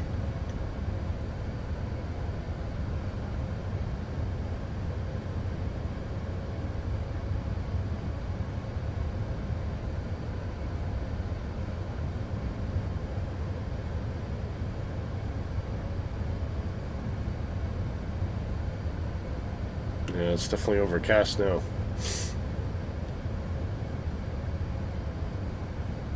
Okay. This localizer starting to creep in now.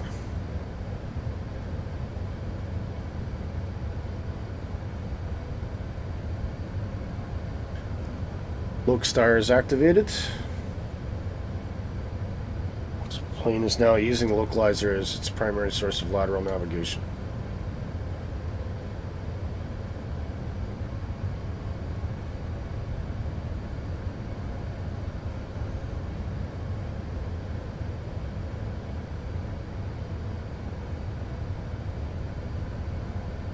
Glide scope is now starting to come down a bit.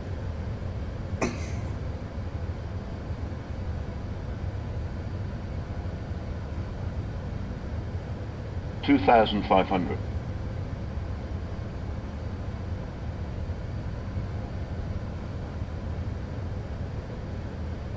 GS star coming shortly. 2,500.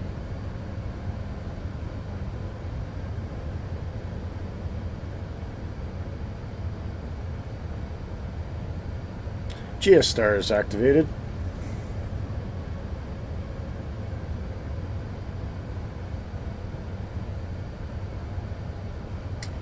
Just established. Autopilot 2 engaged as well. Should now have Cat 3 dual.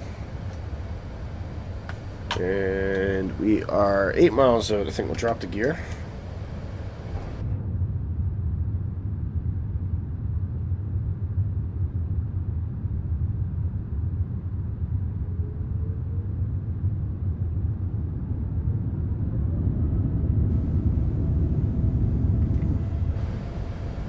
And flaps 2.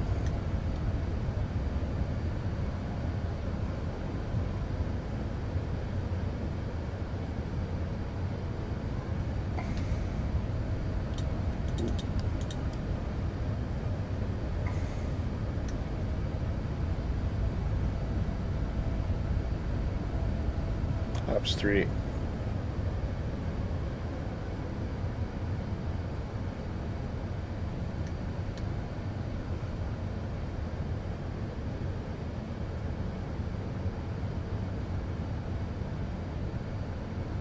And flaps full. We'll check in there. Brakes are still on. Put those into arm.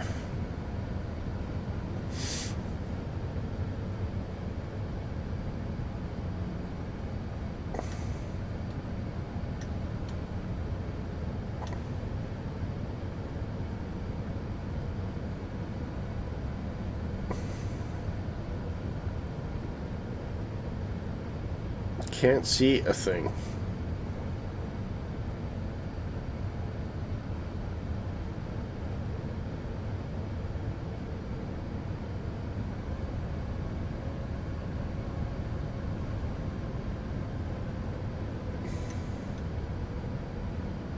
It's definitely quite foggy. It's either foggy or it is, again, could be dust storms, I'm not sure.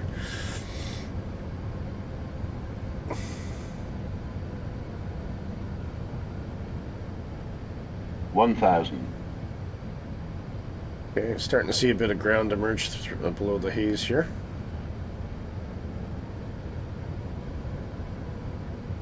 Two miles.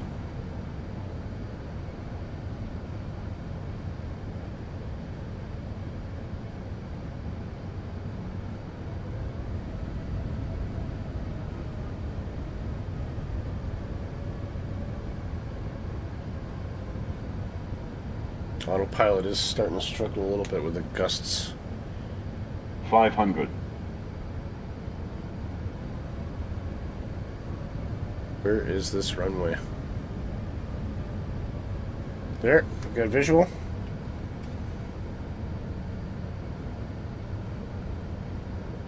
$300. Hold control. 100 above.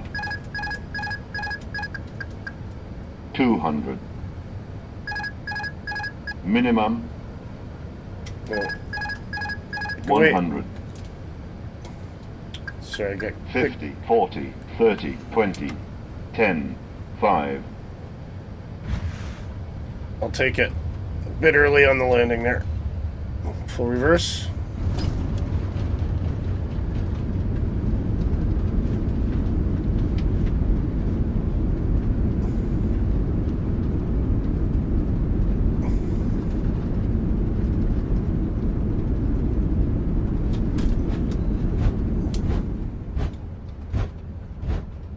Auto brake off. Sorry, I got a bit confused with the right, all brake is disarmed, that's fine. Take this high speed here.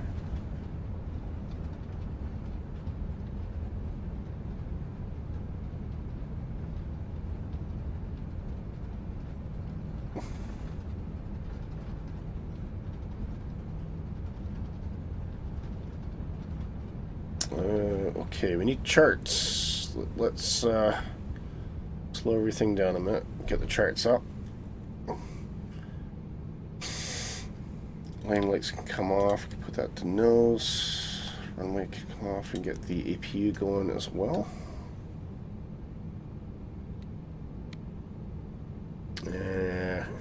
where did we say we wanted to go now? As for backtracking.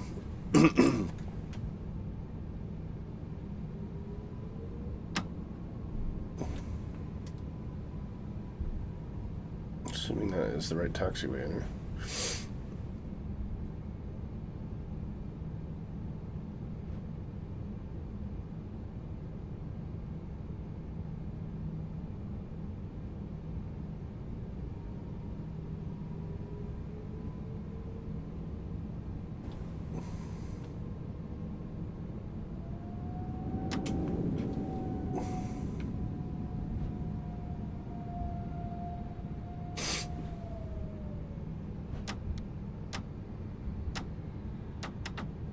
Alright, okay, stop freaking out.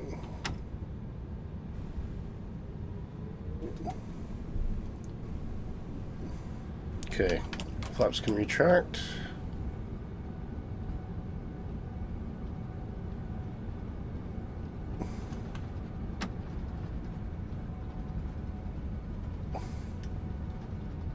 Certain spoilers there.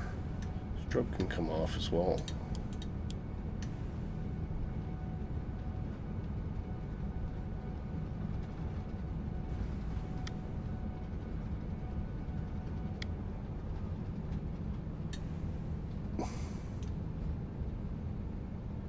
We're going the wrong way here. Way the wrong way. I took the wrong taxiway. All right, I'm gonna backtrack on the runway. Don't mind. Not doing too well, am I?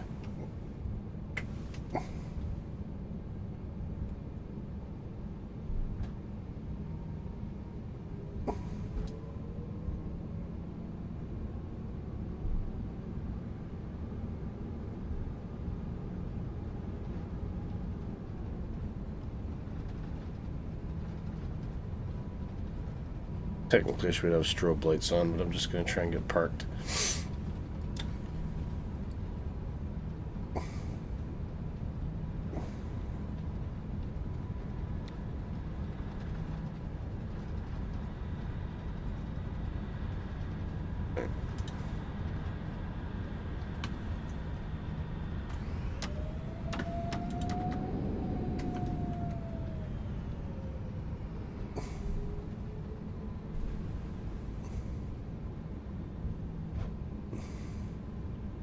Probably not the best scenery in the world, but oh man, it's all going wrong. It's all going wrong. All right, I think I want to go up this way.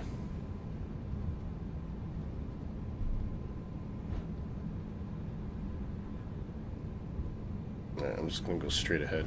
I can't see anything. All right, there's an airplane. The charts don't really match up to the scenery, so I don't think the default scenery is doing much justice. I think that's part of the problem. But we'll follow Mississippi through. I don't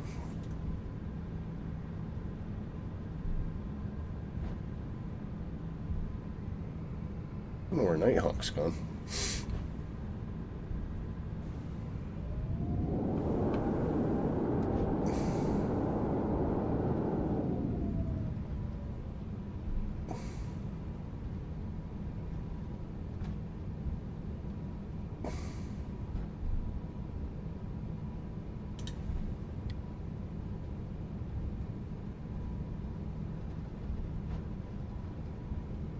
Alright, I think we're just going to take this gate here. Assuming that's a gate I can park at.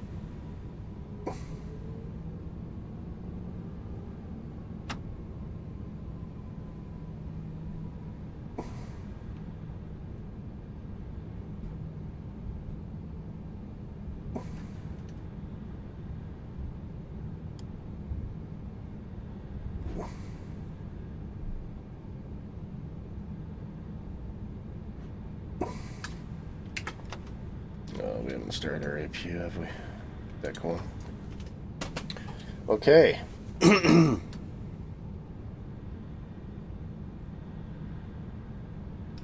Oh man, I got neck strain. All right, hopefully everybody is down safe and sound. Just waiting for that power to come on and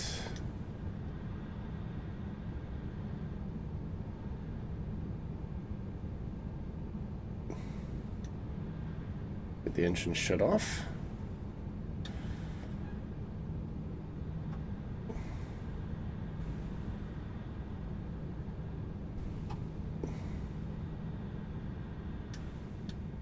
There we go. We've got power and engine cut off.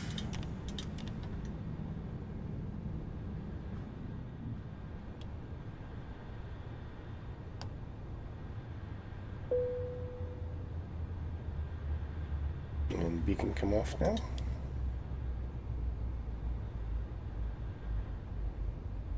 Don't know if the jet bridge is going to activate. I'm not too bothered about it.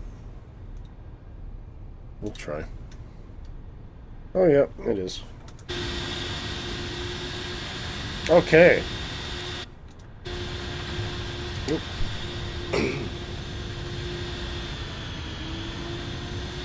So a huge thank you to everybody, Nighthawk and Mr. and Mrs. Tippy.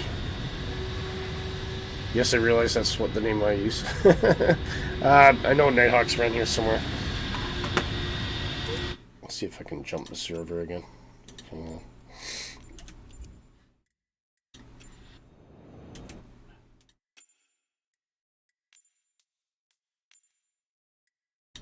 Just so we can see everybody on the airport.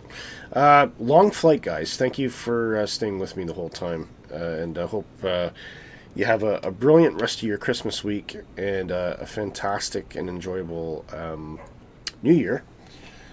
And I will let you guys know there's Nighthawk coming in there. Perfect. There we go.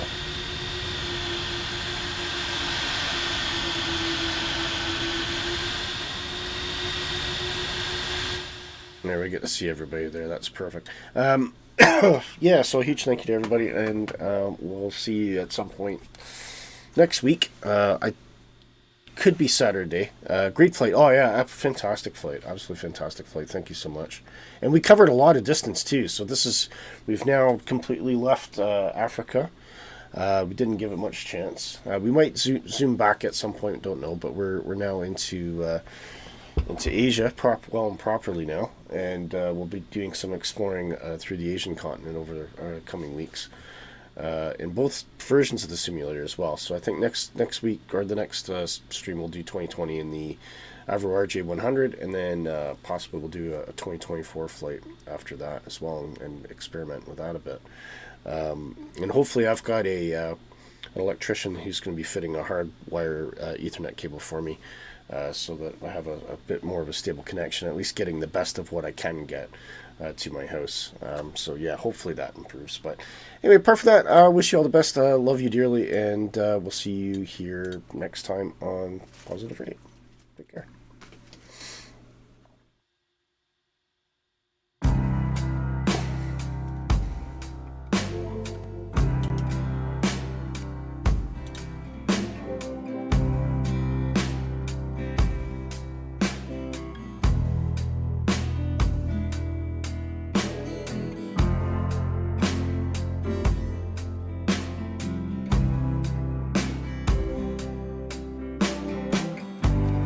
Naughty, naughty.